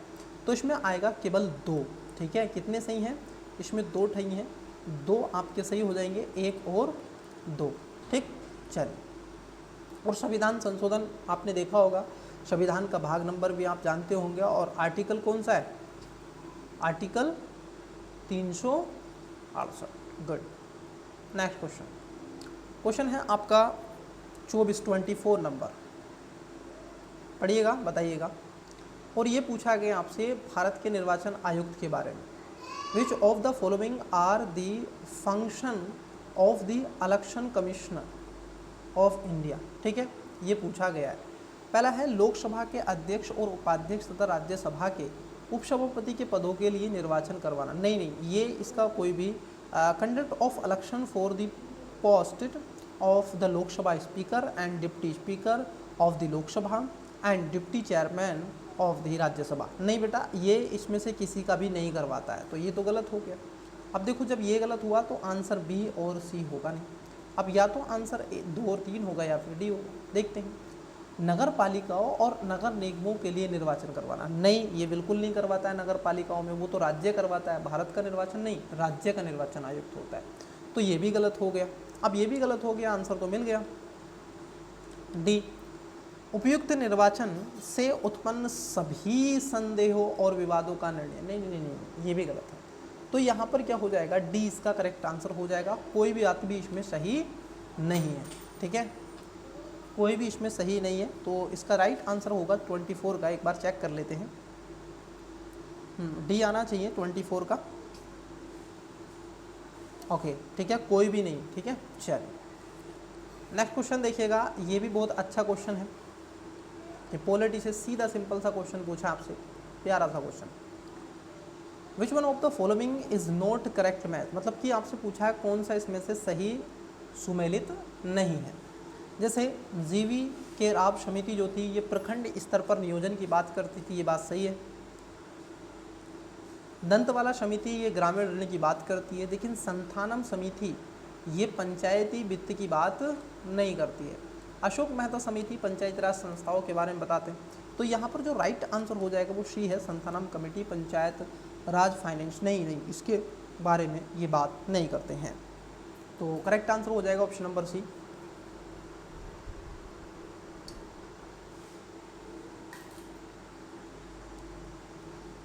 नेक्स्ट क्वेश्चन, क्वेश्चन है, देखो ये भी बड़ा अच्छा क्वेश्चन है। इकोलॉजी इन्वायरमेंट से क्वेश्चन बहुत पूछे जाते हैं। मैंने बताया ना, जिसने इकोलॉजी इन्वायरमेंट ज्योग्राफी और हिस्ट्री और पॉलिटी पर अपनी कमान बना ली तो वो यूपीपीसीएस में अच्छा टॉप करेगा, ना केवल इसमें बल्कि और ये एग्ज़ामों में भी करेगा, क्योंकि ये एग्ज़ाम बहुत ही ज़रूरी होते चले जाते हैं। लगातार आप इससे रोज़ जी रहे हैं, मर रहे हैं इसी में, तो ये चीज़ें बहुत ज़रूरी हैं। देखिए, आपने जब इकोलॉजी इन्वायरमेंट पढ़ते हो तो वहाँ पर एक टॉपिक आता है एक तरीके से succession of the phase of botanic, जो सक्सेशन, ठीक है, क्या है, जो बोटनिक सक्सेशन है आप वहाँ पर पढ़ते हैं। तो सबसे पहले ज्वालामुखी उद्गार होता है, फिर उसके बाद में खास तौर पर प्रवासन होता है, माइग्रेशन, फिर इसेशन होता है, फिर रिएक्शन होता है, फिर स्टेबलाइजेशन होता है। तो यहाँ पर क्या होगा, इसका जो राइट आंसर होगा वो होगा प्रवास स्थापन, और उसके साथ साथ आप देखोगे प्रतिक्रिया स्थिरीकरण यहाँ पर देखने के लिए मिलता है, ठीक है। तो इसका जो करेक्ट आंसर होगा बच्चे, वो राइट आंसर हो जाएगा माइग्रेशन, इसेशन, रिएक्शन और स्टेबलाइजेशन। प्रवासन होगा सबसे पहले, पक्षी उड़ करके आएगा, चट्टान पर बैठेगा, स्थापन होगा, वहाँ पर रुकेगा, दूसरी और कैटेगरी आएंगी, फिर प्रतिक्रिया होगी उसमें, और फिर उसके बाद में जो जीता वही सिकंदर वाली बात हो जाएगी, फिर स्थिरीकरण हो जाएगा। तो इसका जो राइट आंसर हो जाएगा वो ऑप्शन नंबर डी इसका करेक्ट आंसर हो जाएगा। चलिए नेक्स्ट क्वेश्चन की तरफ बढ़ते हैं। क्वेश्चन नंबर है आपका 27 नंबर। देखिए, अब यहाँ पर है अभिकथन, आपसे यहाँ पर अभिकथन दे के रखा है। ये कह रहे हैं सापेक्ष आर्द्रता वायु के तापमान में वृद्धि के साथ घटती है। बिल्कुल, जो सापेक्ष आर्द्रता होती है वो क्या होती है, वायु के तापमान में वृद्धि के साथ में क्या होती चली जाती है, घटती चली जाती है, क्योंकि जैसे जैसे तापमान घटेगा वैसे वैसे उसके अंतर्गत जो आर्द्रता है, जो ह्यूमिडिटी है, वो भी क्या हो जाएगी, कम हो जाएगी। मतलब कि आप देखोगे relative humidity decrease with increasing air temperature, जैसे जैसे टेम्परेचर बढ़ेगा तो जो कि आपकी रिलेटिव ह्यूमिडिटी है वो कम होगी ही होगी। ये बात सही है। रीज़न बता रहे हैं कि absolute humidity increase with increasing evaporation. अब देखो बेटे होता क्या है, यहाँ पर वो बात कर रहा है किसकी, एयर टेम्परेचर की, और यहाँ पर बात किसकी कर रहा है, वेपोरेशन की। बात तो सही है ये भी कि बाष्पीकरण में वृद्धि के साथ निरपेक्ष जो आर्द्रता होती है उसमें वृद्धि होती है, ये भी बात सही है। ये बात एकदम सही है कि जब बाष्पीकरण वृद्धि होगी, जल में आप देखोगे बाष्प की मात्रा अधिक होगी, है ना, हवा में, तो उसके साथ निरपेक्ष जो आर्द्रता है वो बढ़ेगी। लेकिन सापेक्ष आर्द्रता घट रही है, निरपेक्ष बढ़ रही है। परंतु ये पूछा किसके संबंध में है, यहाँ पर बेटा देखो, यहाँ पर देखो, ये पूछा किसके संदर्भ में है, इवोपरेशन के संदर्भ में पूछा है। ये यहाँ पर क्या पूछा है, टेम्परेचर के संदर्भ में। बातें दोनों ठीक हैं, लेकिन रीज़न क्या है, जो आपके एसोरेशन है उसको कंप्लीटली नहीं करता है। बातें दोनों सही हैं लेकिन उसकी व्याख्या नहीं करता है। तो इसका राइट आंसर क्या होना चाहिए, ऑप्शन नंबर आप देखोगे ए इसका करेक्ट आंसर हो जाएगा। ए और आर दोनों सही हैं, किंतु आर ए की सही व्याख्या नहीं करता है। तो ए इसका क्या हो जाएगा बच्चे, राइट आंसर हो जाएगा। चलिए नेक्स्ट क्वेश्चन देखिएगा। अब ये क्वेश्चन ऐसा है एकदम रट्टे मार वाला, है ना, ये क्वेश्चन ऐसा है एकदम रट्टे मार वाला, आपको रट्टा मारना पड़ेगा, ऐसा क्वेश्चन है।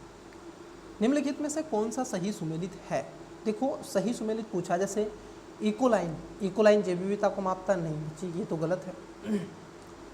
पाइक्नोलाइन जो होता है ये सागरीय जल के घनत्व को मापने का काम करता है, और यही बात एकदम सही है।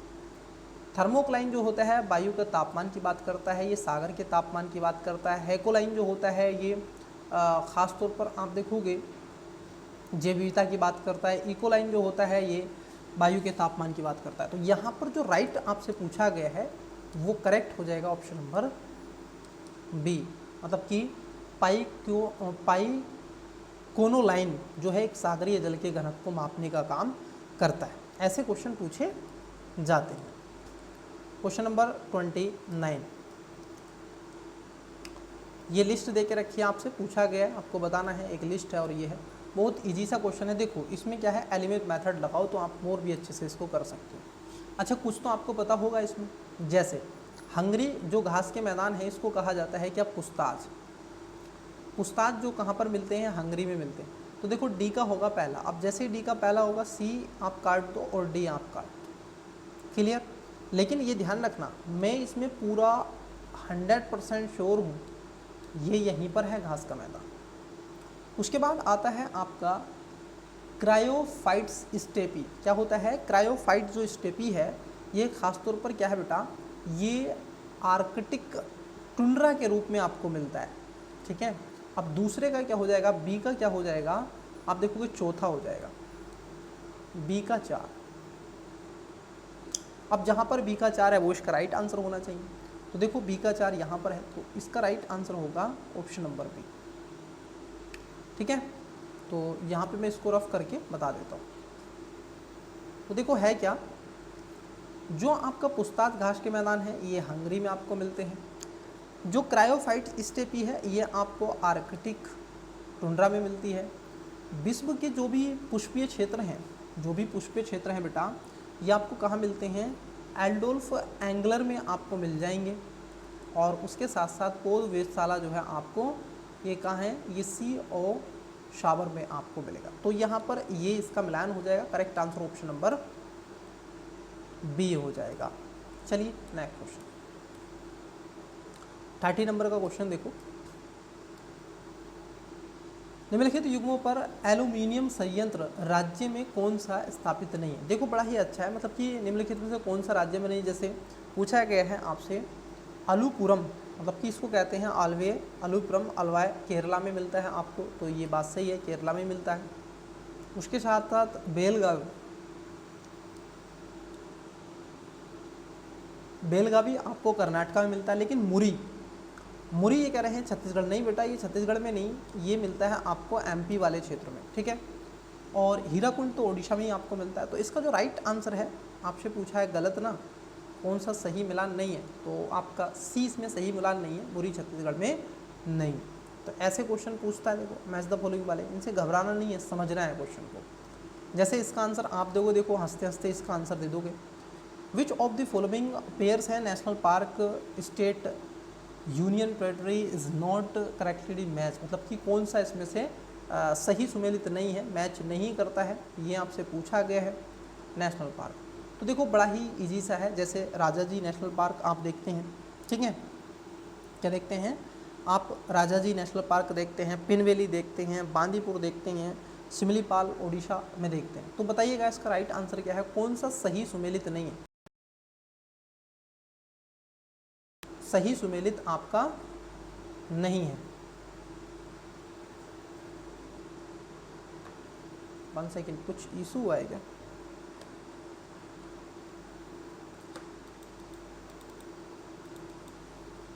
कुछ चल क्यों नहीं रहा है, माउस ही नहीं चल रहा है।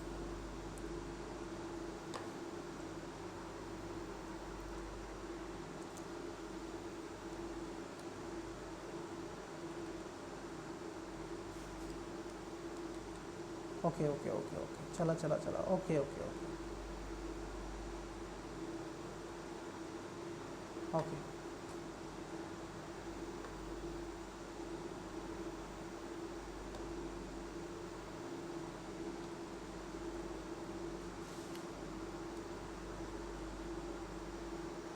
वन सेकेंड, एक बार चेक कर लेते हैं इसको।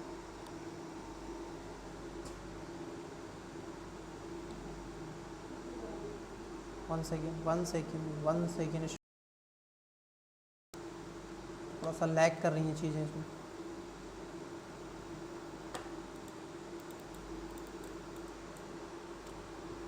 तो ये आपको 31 नंबर का जो क्वेश्चन है, इसका करेक्ट आंसर आपको क्या है, कमेंट्स करना है ना। 31 कमेंट्स करना है कि राजा जी जो आपका नेशनल पार्क है आपको मिलता है, ठीक। हाँ, और कुछ थोड़ा सा प्रोसेस थोड़ा सा सिस्टम में हुआ है।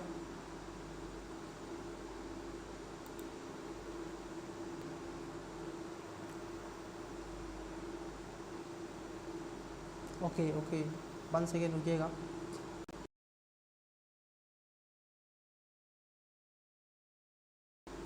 शायद चीज़ें अभी हों।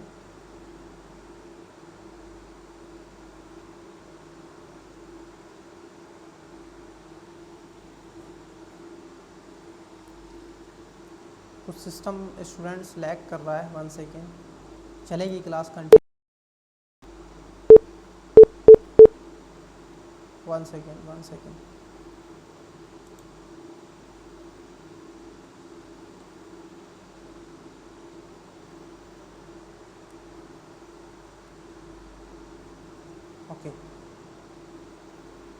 चलिए तो देखिएगा 31 नंबर का जो क्वेश्चन है इसका राइट आंसर आपने क्या है बताना है।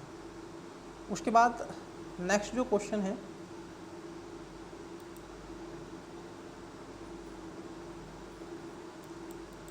आपका 32 नंबर हो गया।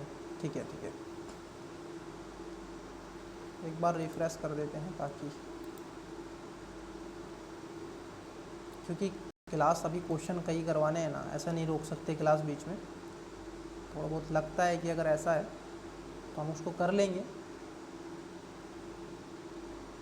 टेक्निकल चीज़ें हैं थोड़ा सा तो हो जाता है, थोड़ा पेशेंस रखिएगा। मैं इसको रिफ्रेश कर देता हूँ ताकि ये चीज़ें बिल्कुल स्मूथ तरीके से चलें। ओके, ये अब रिफ्रेश हो जाएगा तो एकदम स्मूथ तरीके से चीज़ें चलेंगी, है ना। देखो आप ये सही चलेगा।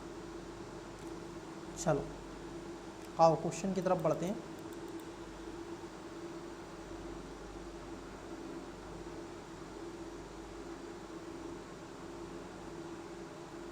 मुझे लग रहा है कि थोड़ा सा टैकिंग हो गया है, टेक्निकली कुछ प्रॉब्लम है इसमें, बट वेट करते हैं 1 मिनट का। Okay let start. ओके अब सारी चीज़ें ओके। चलिए तो क्वेश्चन हमने 31 नंबर का क्वेश्चन देख लिया था। ये आपको बताना है बेटा,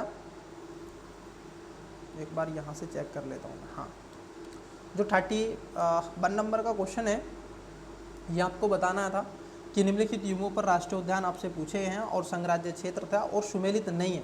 तो 31 नंबर का क्या करना है बेटा, आपको करेक्ट आंसर कमेंट्स करना है ना। जैसे राजा जी कहाँ पर है, पिनवेली बांदीपुर कर्नाटक बता रहे हैं, बांदीपुर पिनवेली जम्मू कश्मीर बता रहे हैं, सिमलीपाल उड़ीसा। तो ये आपको बताना है कौन सा गलत सुमेलित है ना।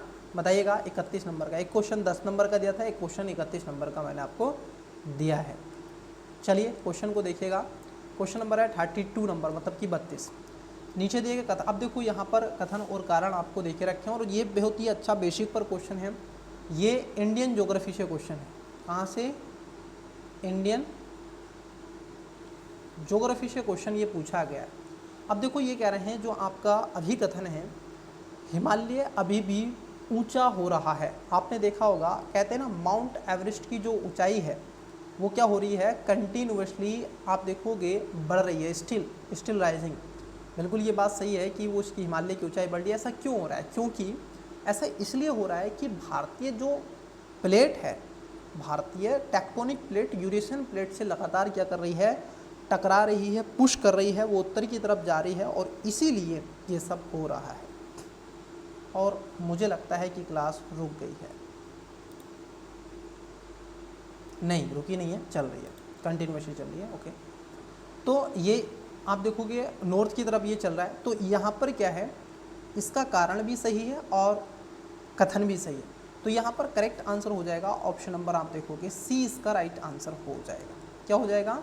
सी इसका करेक्ट आंसर हो जाएगा। चलिए नेक्स्ट क्वेश्चन को लेते हैं। आपने पढ़ा होगा ना, यूरेशियन प्लेट टेक्टोनिक प्लेट से कैसे टकराई, कैसे गोंडवाना लैंड टूटा। और यूपीएससी ने गोंडवाना लैंड पर क्वेश्चन पूछा है, ध्यान रखना। 25 में यूपीएससी ने गोंडवाना लैंड पर क्वेश्चन पूछा था कि कौन कौन से इसके पार्ट है। तो 6 पार्ट थे, है ना। उसमें साउथ अमेरिका था, उसके साथ साथ आपका ऑस्ट्रेलिया था, अंटार्कटिका था, इंडिया, मेडागास्कर, अफ्रीका, ठीक है, ये सब थे। 8 ऐसे क्षेत्र थे जो इससे जुड़े हुए थे। चलिए क्वेश्चन नंबर देखिएगा 33। अब यहाँ पर पूछा गया आपसे सुमेलित, और ये क्या कह रहे हैं, आपको सुमेलित लगाना है। जैसे इब नदी जो है बेटा, ये आपको कहाँ मिलती है? इब नदी ओडिशा में है। देखो बी का 3 कहाँ पर है, पहले इस चीज़ को देखो। बी का 3 केवल एक ही में है और यही इसका राइट आंसर है। ऐसे क्वेश्चन क्यों जल्दी हो जाते हैं? क्योंकि आप इस पर 100% सो रहे हैं कि इब नदी आपकी ओडिशा में ही है। फिर आप कहते हो कि उमरिया जो है ये झारखंड में ही आपको मिलता है। ये बात एकदम सही है। उमरिया कहाँ मिलता है? झारखंड में मिलता है क्या? बोलो, अरे बोलो हाँ, ये झारखंड में मिलता है क्या उमरिया? नहीं, कहाँ पे मिलता है? उमरिया आपको मिलता है मध्य प्रदेश में, एमपी में मिलता है, ठीक है। और उसके साथ साथ ये जो हुतर है ना, ये आपको मिलता है हुतर 4 झारखंड में, इब नदी ओडिशा 3 में, और जो आपका ताता पानी आपने पढ़ा होगा राम किला, ये छत्तीसगढ़ में आपको मिलेगा। कहाँ पे मिलेगा? छत्तीसगढ़ में, मतलब कि 2 इसका आ जाए। तो right answer option number C इसका करेक्ट आंसर हो जाएगा। ऐसे कुछ साइट्स आपसे पूछता है, तो इकोलॉजी डिपार्टमेंट से क्वेश्चन है। देखो यहाँ पर आपको अपनी टेक्निक लगानी है, आपके अस्त्र शस्त्र सब लगने चाहिए बेटा। तो ये भी एलिमेंट मेथड से आप इसमें क्वेश्चन को लगा सकते हैं। क्वेश्चन है आपका 34 नंबर का क्वेश्चन। अब देखिए कह रहे हैं सूची 1 को सूची 2 से सुमेलित करो, नीचे दिए गए कथन का सही आंसर आप दो। यह है ऊपरी वारी दोआब नहर, सरहिंद नहर, गुड़गांव नहर, इंदिरा गांधी नहर। अब देखो सबसे बड़ी जो भारत की नहर है वो क्या है, इंदिरा गांधी नहर है। बोलो हाँ। जो कहाँ से आती है, सतलुज रावी ब्यास, मतलब कि पंजाब और हरियाणा से होती हुई सीधे राजस्थान में जाती है। गंगानगर आपने पढ़ा होगा, गंगानगर जिला उसका, हनुमानगढ़ आपने पढ़ा होगा, ठीक है। राजस्थान के कई ऐसे क्षेत्र आपने जाने भी होंगे, तो वहाँ से ये होकर के बहती है। तो अब देखो इंदिरा गांधी हमको पता है कि सर इसका तो आएगा 3, डी का क्या होगा 3, तो मैं कहूँ डी का जहाँ 3 है वो इसका राइट आंसर होना चाहिए। तो डी का 3 1 में ही है, तो सी इसका करेक्ट आंसर हो जाएगा। अब मुझे बताओ, मुझे 1 का 100% पता है कि ये यहाँ पर है, और नहीं तो मैं कह सकता हूँ कि जो गुड़गांव नहर है ये यमुना पे बनाई गई है, ठीक है। तो इसका 2, सी का 2 जहाँ पर है उस पर हम चले जाएंगे। तो सी का जब 2 अगर हम देख रहे हैं तो आंसर ए नहीं होगा, आंसर बी नहीं होगा। अब या तो सी होगा या डी होगा। तो हमने इससे निकाल लिया कि इंदिरा जो गांधी नहर बनाई गई है ये सतलुज रावी ब्यास पर बनाई गई है। जो सरहिंद नहर आपकी बनी है बेटा, ठीक है, ये सतलुज पर बनी है, और ऊपरी जो वारी दोआब नहर है ये रावी नदी पर बनाई गई है। तो इसका राइट आंसर हो जाएगा ऑप्शन नंबर सी। अभी करंट में रहा है बेटा, क्या रहा है करंट में, करंट में आपने पढ़ा होगा जो चिनाब का पुल है, ये आपने देखा होगा। कई ऐसे ऑपरेशन चर्चाओं में रहे हैं, चाहे ऑपरेशन कावेरी हो, ऑपरेशन मित्र हो, ऑपरेशन सिंदूर हो, ऑपरेशन सिंधु हो, ऑपरेशन गंगा हो, ऑपरेशन अजय हो। आर में अजय पूछ लिया था, है ना, तो इसको थोड़ा सा ध्यान में रखना है। Next question. अब देखो ये क्वेश्चन थोड़ा सा स्टेट से पूछा गया है। अब यहीं पर आपको डाटा दे के रखा है, केवल ये ही नहीं और भी डाटा मैं दिखाऊंगा आपको। यदि ऐसा कोई डाटा दे के रखा है पॉइंट में तो वो क्वेश्चन गलत हुआ है यूपीपीसीएस में। मैं नहीं कह रहा हूँ, ऐसा यूपीपीसीएस का एग्जाम बता रहा है। देखो जरा समझते हैं। निम्नलिखित आप देखोगे यहाँ पर फसल और विशेषताओं की बात की गई है और कौन सा सही सुमेलित नहीं है। एक वर्ष में चावल की 3 फसलें पैदा करने वाला जो राज्य है, state where rice is growing 3 times in a years, एक वर्ष में 3 फसलें लेता है कौन, west Bengal. Bihar contributes to the rice production कितना है बिहार का, पूरे बिहार का जो कंट्रीब्यूशन ये कह रहे हैं कि इसका कितना है 15.7% है। नहीं बेटा 15.7% नहीं, बल्कि ये लगभग 10% के आसपास है, तो ये बहुत कम है। तो इसका जो राइट आंसर होगा वो ऑप्शन तो आप देखोगे बी होगा, गलत। चावल उत्पादन के अधीन सर्वाधिक क्षेत्र वाला राज्य उत्तर प्रदेश है, ये बात एकदम सही है। और इसको लगभग जो एवरेज कितनी चाहिए, जो पश्चिमी सीमा निर्धारित करने वाले जो समवर्ष रेखा जो चाहिए वो 100 सेंटीमीटर के आसपास चाहिए। और ये क्यों पूछा गया, आपने अगर ऑब्जर्व किया होगा तो 2024 में यूपीएससी ने चाइना को लेकर के क्वेश्चन पूछा था, भारत के एग्रीकल्चर पर क्वेश्चन पूछा था। इस बार क्वेश्चन यूपीएससी में, ठीक है, पीसीएस में खासतौर पर दलहन पर क्वेश्चन आएगा, ध्यान रखना, दलहन पर क्वेश्चन आएगा बच्चे आपका, और क्योंकि बजट में भी चर्चा की गई थी। तो इसका जो राइट आंसर हो जाएगा बी इसका करेक्ट आंसर हो जाएगा। चलिए नेक्स्ट क्वेश्चन देखते हैं। कपास के बारे में क्वेश्चन पूछा गया कि cotton is mostly kharif crop है, मतलब कि कॉटन जो है वो क्या है, एक मुख्यतः खरीफ फसल के रूप में जानी जाती है। तो बात एकदम सही है, ये खरीफ फसल होती है। कपास के उत्पादन के लिए जो वार्षिक 50 से 75 सेंटीमीटर के मध्य वर्षा की आवश्यकता होती है, ये बात भी सही है। और लगभग 200 दिन का क्या है, खुला आसमान हो, एकदम आकाश खुला हो, कड़कती हुई धूप होनी चाहिए, तब जाकर के कॉटन की फसल ठीक ठाक मात्रा में होती है। जैसे ये ब्लैक सोइल में ज़्यादा होती है, ठीक है, और मिडिवल इंडिया और उसके साथ साथ मिडाइल इंडिया और साउथ इंडिया में ये आपको मिल जाएगा, खासकर महाराष्ट्र में और गुजरात में बहुत आपको मिलती है। तो दोनों बातें यहाँ पर सही हो जाएंगी, तो ए इसका राइट आंसर हो जाएगा। 37 नंबर के क्वेश्चन को देखो बेटा, यहाँ पर अभिकथन दे के रखा है और यहाँ पर कारण है। ये कह रहे हैं कि लाल मृदा भारत के दूसरे सबसे बड़े मृदा का समूह है। बिल्कुल सही बात है। रेड सोयल डोनेस्टेड the second largest soil group of India. बिल्कुल सही बात है। पहले स्थान पर आती है आपकी जलोढ़, दूसरे पर आती है लाल, तीसरे पर आती है काली और चौथे पर आती है लेटेराइट। ठीक है, ये ऐसे आपको पता होनी चाहिए, ये पूछा जाता है। और इसमें नाइट्रोजन और फास्फोरस की है भारतीय जो सोयल है कमी। किस किस की? नाइट्रोजन और Fe कह सकते हैं, फास्फोरस की है आप देखोगे पीएच करते हैं इसको, सॉरी इसको करते हैं N2 और उसके साथ साथ पीएच करते हैं फास्फोरस। तो इसकी क्या है आप देखोगे कमी है भारतीय हर एक मिट्टी में। अब देखो ये कह रहे हैं ठीक है ऐसा है कि लाल मृदा भारत की दूसरी सबसे बड़ी मृदा समूह का एक भाग है, तो बात है आपकी एकदम सही। अब कह रहे हैं कारण ऐसा क्यों है? क्योंकि लाल मृदा काली मृदा को दक्षिण पूर्व और उत्तर दिशाओं से घेरे हुए है। तो क्या इसलिए ये दूसरी बड़ी नदी होगी, सॉरी मिट्टी होगी? देखो इसलिए नहीं है, लेकिन ये बात सही है। अगर आप ऑब्जर्व करेंगे भारत के मैप को तो यहाँ पर आपको इधर तो मिल जाएगी ये जलोढ़, ये क्या मिल जाएगी? इधर तो आपको जलोढ़ मिल जाएगी, ये मिल जाएगी काली ऐसे, और इसके चारों तरफ जो है ये यूं इस तरीके से ये आपकी रेड सोयल है।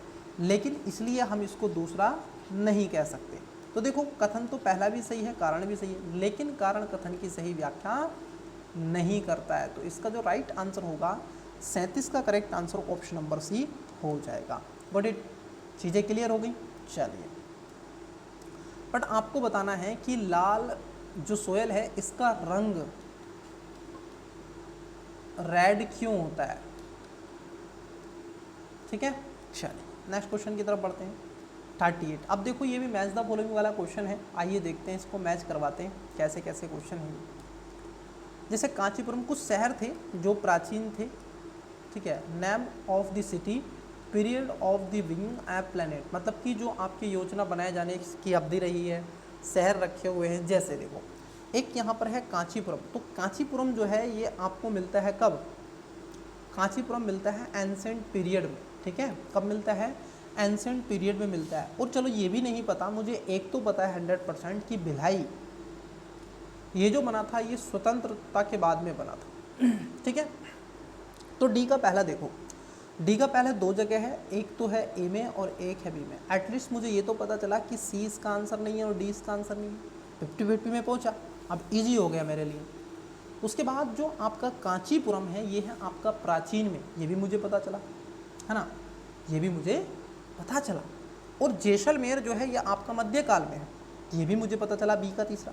अब देखो सारी चीज़ें मुझे क्या है पता चल चुकी हैं, तो मैं ये बात कह सकता हूँ कि इसका जो राइट आंसर होगा ऑप्शन नंबर बी होगा, क्योंकि कांचीपुरम आपका प्राचीन का है, जैसलमेर आपका मध्यकालीन का है, और कोडा कनाई जो कोडाइक नाल जो है, कोडाइक नाल ये कहाँ है? उपनिवेशिक शासनकाल के समय था। तो इसका जो राइट आंसर हो जाएगा बच्चे, करेक्ट आंसर हो जाएगा ऑप्शन नंबर बी। क्या हो जाएगा? बी इसका करेक्ट आंसर हो जाएगा, बी इसका करेक्ट आंसर हो जाएगा, ठीक है। चलो क्वेश्चन देखते हैं नेक्स्ट, मतलब कि क्वेश्चन नंबर है आपका 39।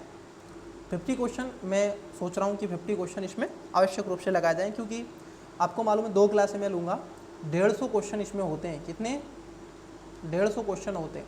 अब देखो मैं केवल क्वेश्चन ही आपसे डिस्कस नहीं कर रहा हूँ, बल्कि इसमें कई सारी चीज़ें आपके साथ में डिस्कस कर रहा हूँ। पूरे यूट्यूब पर आपको नहीं मिलेगा ऐसे सीरीज, ये ध्यान भी रखना।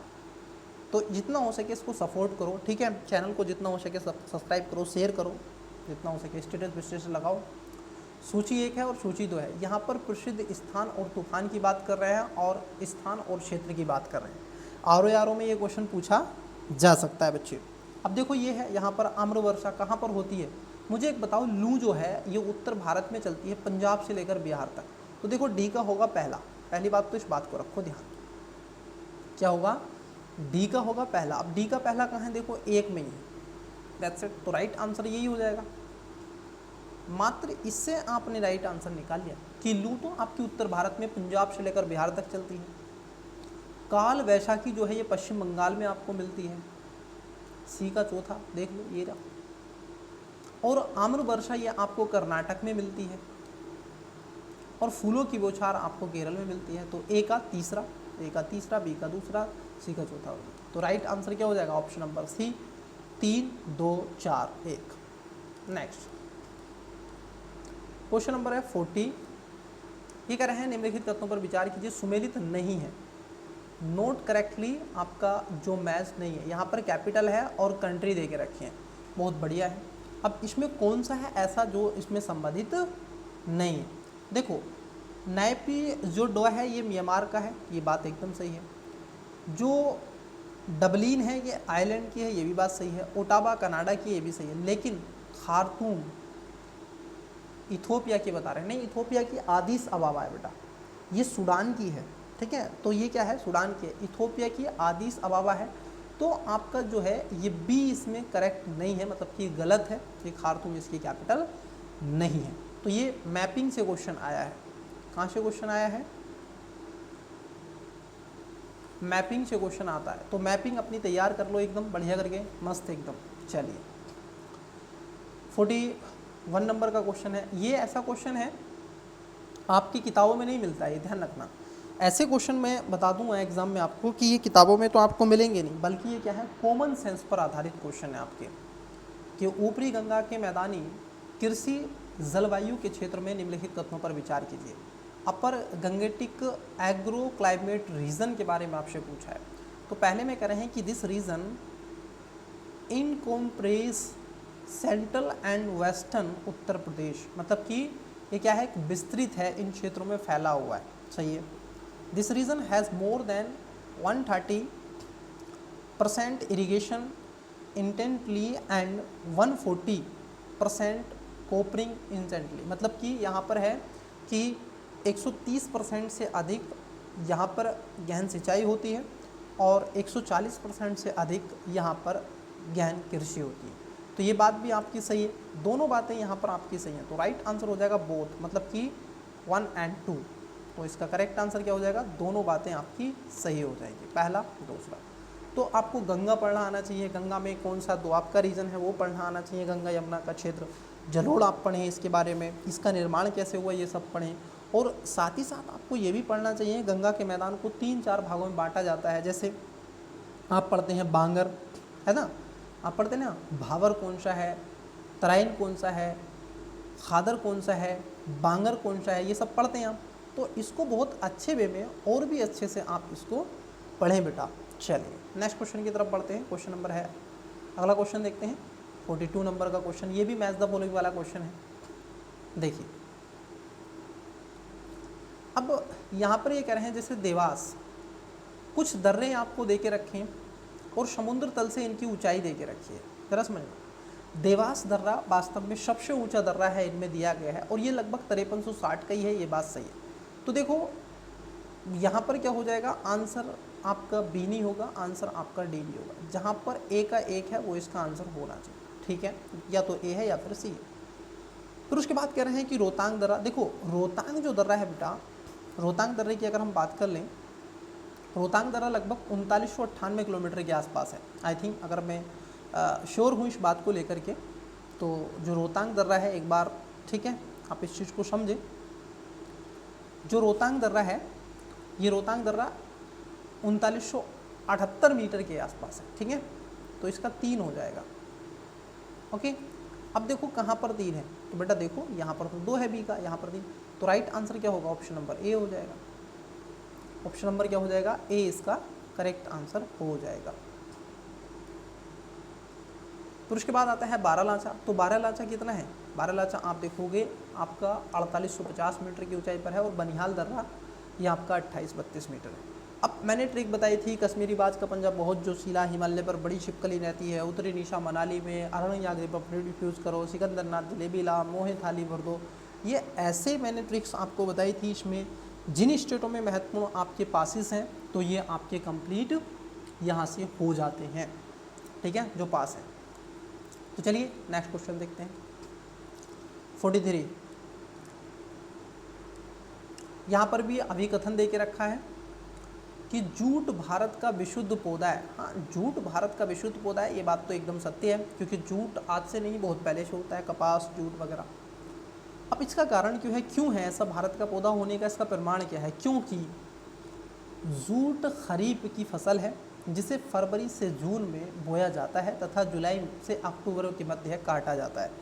अब देखो, ये तो इसका इन्होंने पैटर्न बताया, इसका एक तरीके से फीचर बताया कि ये होता है इस तरीके से, ऐसे बोया जाता है, ऐसे काटा जाता है, टेम्परेचर इतना चाहिए वगैरह वगैरह। लेकिन इसका ये थोड़ा ही नहीं कारण है, अगर वो ऐसे बोया काटा जाएगा तो वो विशुद्ध रूप से उसी देश का होगा, भाई दूसरे देश से भी आ सकता है। लेकिन ये दोनों बातें एकदम सत्य हैं। क्या है? दोनों बातें एकदम सत्य हैं, लेकिन जो आपका कारण है, जो आपका रीज़न है, वो सही नहीं व्याख्या इसकी करता है। बातें दोनों सही हैं, तो इसका राइट आंसर क्या होगा? एक और दो दोनों सही हैं, किंतु आर एक ही सही व्याख्या नहीं करता है। Got it? चलिए नेक्स्ट क्वेश्चन। तो देखो, कपास से क्वेश्चन पूछ रहा है, जूट से क्वेश्चन पूछ रहा है, ऐसे क्वेश्चन आपसे बन रहे हैं। क्वेश्चन पूछा गया है सूची 1 और सूची 2। यहाँ पर है निबंधकार और यहाँ पर है निबंधक। कौन कौन से इन्होंने लिखे हैं? देखो, बड़ा ही इजी सा है, अगर आप इसको पढ़ें तो कई बार आपने जो चिंतामणि के बारे में हमेशा आप पढ़ते रहते हैं। किसके बारे में? चिंतामणि के बारे में हमेशा पढ़ते हैं। तो इन्होंने लिखी थी क्या? हेमाद्रि। चिंतामणि ने क्या लिखी थी? हेमाद्रि। तो बी का 3 देखो कहाँ पर है। बी का 3 केवल एक ही में, बी का 3, और मैं इस पर क्या हूँ 100% श्योर हूँ। तो बच्चे देखो, एक बात यहाँ से निकल के आ रही है, अगर यूपी पीसीएस में आपको तनिक भी थोड़ा भी याद है, थोड़ा भी अगर आपको रिकॉल कर गया भाई, तो आप वहाँ से आंसर निकाल ले जाओगे। समझे? आप वहाँ से आंसर निकाल ले जाओगे। जैसे ये प्रमाण आपके सामने हम बता रहे हैं। देखो, हेमाद्रि जो है ये चतुर्ण वर्ण चिंतामणि के द्वारा आप देखोगे लिखी गई निबंध है इनका, हेमाद्रि का। जो माधवाचार्य थे, इनके द्वारा लिखा गया था पराशर माधव। क्या लिखा गया था? पराशर माधव। सी का 2, बी का 3। और बल्लाल सेन ने क्या लिखा था? इन्होंने लिखा था, बल्लाल सेन ने, आप देखोगे स्मृति चंद्रिका, स्मृति चंद्रिका देव भट्ट ने लिखी थी, दान सागर इनका लिखा हुआ है, वो स्मृति चंद्रिका। तो कुछ आपको बताना हो, लेकिन अगर इसमें से 2 भी अगर आपने निकाल दिए तो आप इसका राइट आंसर ले जाओगे। तो डी इसका करेक्ट आंसर हो जाएगा। क्वेश्चन नंबर 45 आपकी स्क्रीन पर। अब देखो, ये भी अभी कथन वाला क्वेश्चन है और ये इसका कारण है। ये कह रहे हैं कि भारत पर तुर्की आक्रमण सफल हुआ। मतलब कि जब भारत पर इतिहास के पन्नों को आप पलटते हैं तो तुर्कों ने लगातार आक्रमण किए, चाहे वो अहमद शाह अब्दावली हो, वो अफगानी था, और तुर्कियों ने भी, अफगानियों ने भी। तो आक्रमण किए, किधर से होते थे ये आक्रमण बच्चे? थोड़ा सा इस चीज़ को भी जान लो। ये भारत है,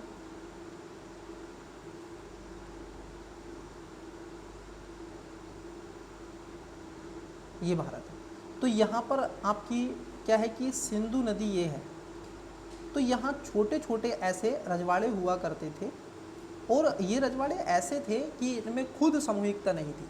तो यहाँ पर क्या था कि उत्तरी भारत में राजनीतिक एकता का अभाव था, राजनीतिक एकता नहीं थी, और जहाँ पर एकता नहीं होती है वहाँ पर आप देखोगे कोई भी तीसरा आता है और आपको धुल मिल कर जाता है। तो ये दोनों बातें आपकी सही हैं, ठीक है, और इसकी सही व्याख्या भी करता है। तो यहाँ पर कथन और कारण दोनों सही हैं और इसकी सही व्याख्या भी करता है। तो ए इसका राइट आंसर आना चाहिए। देख लेते हैं, ए इसका राइट आंसर आएगा 45 का, ऑथेंटिक आंसर की बिल्कुल इसका राइट आंसर हो जाएगा ऑप्शन नंबर ए। चलिए, और इसीलिए तो वहाँ पर ये शक्तिशाली हुए और यहाँ पर आकर के इन्होंने आराम से चीज़ें करी। क्वेश्चन देखिएगा 46, voice of global south summit, मतलब कि BOGSS,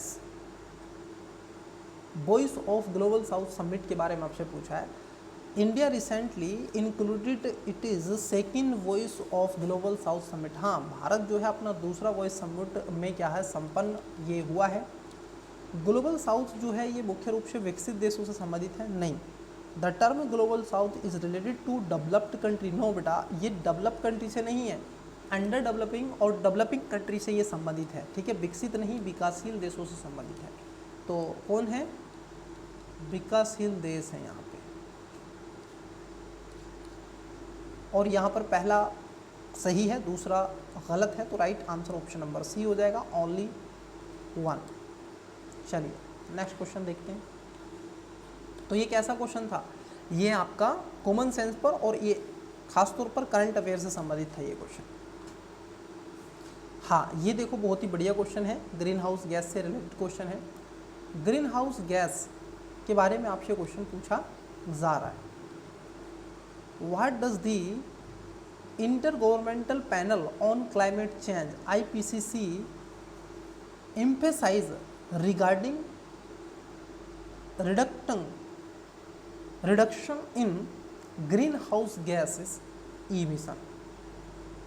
मतलब कि जो आपका सरकारी पैनल है इसमें ग्रीन हाउस गैस में जो उत्सर्जन कटौती की बात में ये पूछी गई है, तो इस पर जोर देता है। तो पहला है क्रमिक और सीमित कटौती पर्याप्त है। नहीं बेटा, अगर कटौती पर्याप्त होती तो ये मुद्दा आज वैश्विक ना बनता, तो ये तो गलत है। अभी पर्याप्त नहीं है। कितना बता रही है ये रिपोर्ट, कहती है कि आप 1.5 डिग्री सी से कहाँ जा सकते हैं, 2 डिग्री सी, इससे कम ही रहें, ऊपर ना जाएं। कब, वर्ष 2100 तक, जब सन 2100 लग जाएगी। अभी 2000 चल रही है ना, जब 2100 लग जाएगी तब से। तो यहाँ पर पहला स्टेटमेंट क्या है आपका, गलत है। गहरी, तीव्र और निरंतर कटौती आवश्यक है। हाँ जी, यहाँ पर deep, rapid and sustained reduction are incidence, मतलब कि बहुत उसकी ज़रूरत भी है, आवश्यकता भी है। तो यहाँ पर सेकेंड सही है, फर्स्ट गलत है। अब देखो जैसे एक गलत हुआ तो आंसर सी और ए नहीं होगा, डी इसका राइट आंसर होगा, केवल 2। और ये भी थोड़ा ध्यान रखो, UPPCS किस तरीके से खेलता है आपसे। देखो यहाँ पर होता है डी पे तो देता है none of this neither then 1 and second, लेकिन देखो डी पे दे रखा है ओनली 2। तो कई बच्चे जल्दी जल्दी में क्या करते हैं, डी गोला भर देते हैं, ए गोला भर देते हैं। तो देखो ये न केवल ये जो एग्ज़ाम है ना, ये आपके मस्तिष्क का भी एग्ज़ाम है ना, आपके ज्ञान का तो है, लेकिन आप कितने एक्टिव तरीके से पेपर को दे रहे हैं उसका भी ये एग्ज़ाम। क्वेश्चन नंबर देखिएगा 48 नंबर का क्वेश्चन। ये कह रहे हैं अनाज उपज शब्द के बारे में पूछा है। क्या पूछा है, अनाज उपज। What does the term Kerala yield, जो आपकी रही है केरल यील्ड कितनी रही है उसके बारे में पूछा है। अनाज उपज जो है, तो ये काटी गई भूमि के प्रति इकाई क्षेत्र में उत्पादित अनाज की फसलों की मात्रा को दर्शाता है। यह किसी दिए गए देश में अनाजों की फसलों का कुल उत्पादन, नहीं बेटा कुल उत्पादन नहीं, बल्कि काटी गई फसलों के, ठीक है, इस चीज़ को दिखाता है। तो इसका सी राइट आंसर हो जाएगा। ऑप्शन नंबर केवल 1 इसमें सही है, ओनली 1। 49 नंबर का क्वेश्चन देखिएगा, बहुत ही बढ़िया क्वेश्चन है, ये करंट अफेयर पे आधारित क्वेश्चन है। जुलाई सितंबर 2019 और जुलाई सितंबर 2022 के बीच भारत में बेरोजगारी दर की प्रवृत्ति के संदर्भ में निम्नलिखित तथ्यों पर विचार कीजिए। अब देखो, आप पेपर देखो किसका दे रहे हो, पहली बात तो UPPCS का दे रहे हो, PSC कर सकते हैं, Uttar Pradesh public service commission, यही आता है। और देखो करंट कैसा आ रहा है, मैं आपको बता दूं, अगर आप UP स्पेशल भी नहीं पढ़ोगे ना, फिर भी आप ले जाओगे। बस थोड़ा सा करंट अफेयर थोड़ा सा देख लो UP स्पेशल का बेसिकली, और बाकी का तो जब आप मेंस लिखोगे तो अलग से पढ़ना पड़ता है। तो यहाँ पर क्या है, देखो यह स्थिर रही है, स्थिर नहीं रही है बेटा, ये ऐसे नहीं रही है, बल्कि ऐसे हो गई है, ऐसे ये ऐसे चली गई है। तो गरीबी घटी है भारत में, तो पहला गलत है, दूसरा एकदम सही है। तो यहाँ पर दूसरा सही, हाँ दूसरा सही और पहला गलत, तो ए इसका राइट आंसर हो जाएगा। दूसरा सही है और पहला गलत है। चलिए नेक्स्ट क्वेश्चन देखते हैं, बड़ा ही अच्छा क्वेश्चन है, प्यारा सा क्वेश्चन है। क्वेश्चन आपकी स्क्रीन पर है, बताइएगा। क्वेश्चन नंबर है 50, क्या है, क्वेश्चन नंबर है 50। पूछा गया है आपसे global multi dimensional poverty index, मतलब कि MPVI जो रिपोर्ट है वो कौन प्रकाशित करता है। MPI global multi dimensional poverty index. तो देखो ये वर्ल्ड बैंक तो नहीं करता है, इसमें थोड़ा सा ये भी ध्यान रखो, थोड़ी कॉमन चीज़ें लगाओ ना। उसके साथ साथ ये WHO भी नहीं करता है, ठीक है, तो ये भी हटाओ। अब मुझे एक बात बताओ बच्चे, आप देखोगे यहाँ से जैसे ही आपने 1 हटाया तो ये चला गया, 2 हटाया तो ये चला गया, चौथा डायरेक्टली इसमें सही है। तो और क्या है, और आपका आ जाता है Oxford poverty and human development जो इनिशिएटिव है OPHI ये निकालता है, और UNDP। तो इसका right answer option number D हो जाएगा। चलिए आज की क्लास का लास्ट क्वेश्चन, मैं आपके साथ इस क्वेश्चन को छोड़ के चलूँगा। जो अगली नेक्स्ट क्लास होगी जिसमें हम एक ही क्लास में पूरे क्वेश्चन को कवर करने का प्रयास करेंगे, उसमें मैं आपसे डिस्कस करूँगा इस क्वेश्चन को। तो वो क्लास आपकी कल होगी। नीचे दिए गए कथनों में से जिसमें आपको कथन एक है और कारण आपको दे के रखा है, देखिएगा। अभी कथन सतत विकास की धारणा को ब्रिटलैंड रिपोर्ट द्वारा लोकप्रिय बनाया गया। कारण है आर कि वेटलैंड रिपोर्ट को विकास की सीमाओं के रूप में भी जाना जाता है। आपको बताना है कि इसके बारे में कौन सा सही है। नीचे आपको ऑप्शंस भी दे के रखें, सही आपसे पूछा गया है ABC। आपको जो लगता है इसका करेक्ट आंसर आप कमेंट्स करके आवश्यक रूप से बताएं। तो आज की क्लासेस में बच्चे मैं इतना ही रहने देता हूं। जो इसका पार्ट नंबर सेकंड होगा, क्योंकि अगर एक क्लास में करेंगे 150 क्वेश्चन तो क्लास ज़्यादा लंबी हो जाएगी और मैं नहीं चाहता इतनी लंबी क्लास आप करो। आप आराम से पढ़ो, अच्छे से पढ़ो, सूझबूझ के पढ़ो, समझ के पढ़ो, कम पढ़ो, सटीक पढ़ो, है ना। ज़्यादा खाने से हमारा टमी भी स्टमक बेकार होता है, कम खाने से हम स्वस्थ भी रहते हैं। ऐसे दिमाग का है, इसको कम दो, अच्छे से इसको मगअप करवाओ। जुगाली पद्धति के माध्यम से चीज़ें मल्टीपल टाइम रिवाइज करते रहो। चलिए तो मिलते हैं इसके पार्ट नंबर सेकंड और लास्ट में। तब तक के लिए बेस्ट ऑफ लक। चैनल को शेयर कर दें, सब्सक्राइब कर दें जितना हो सके।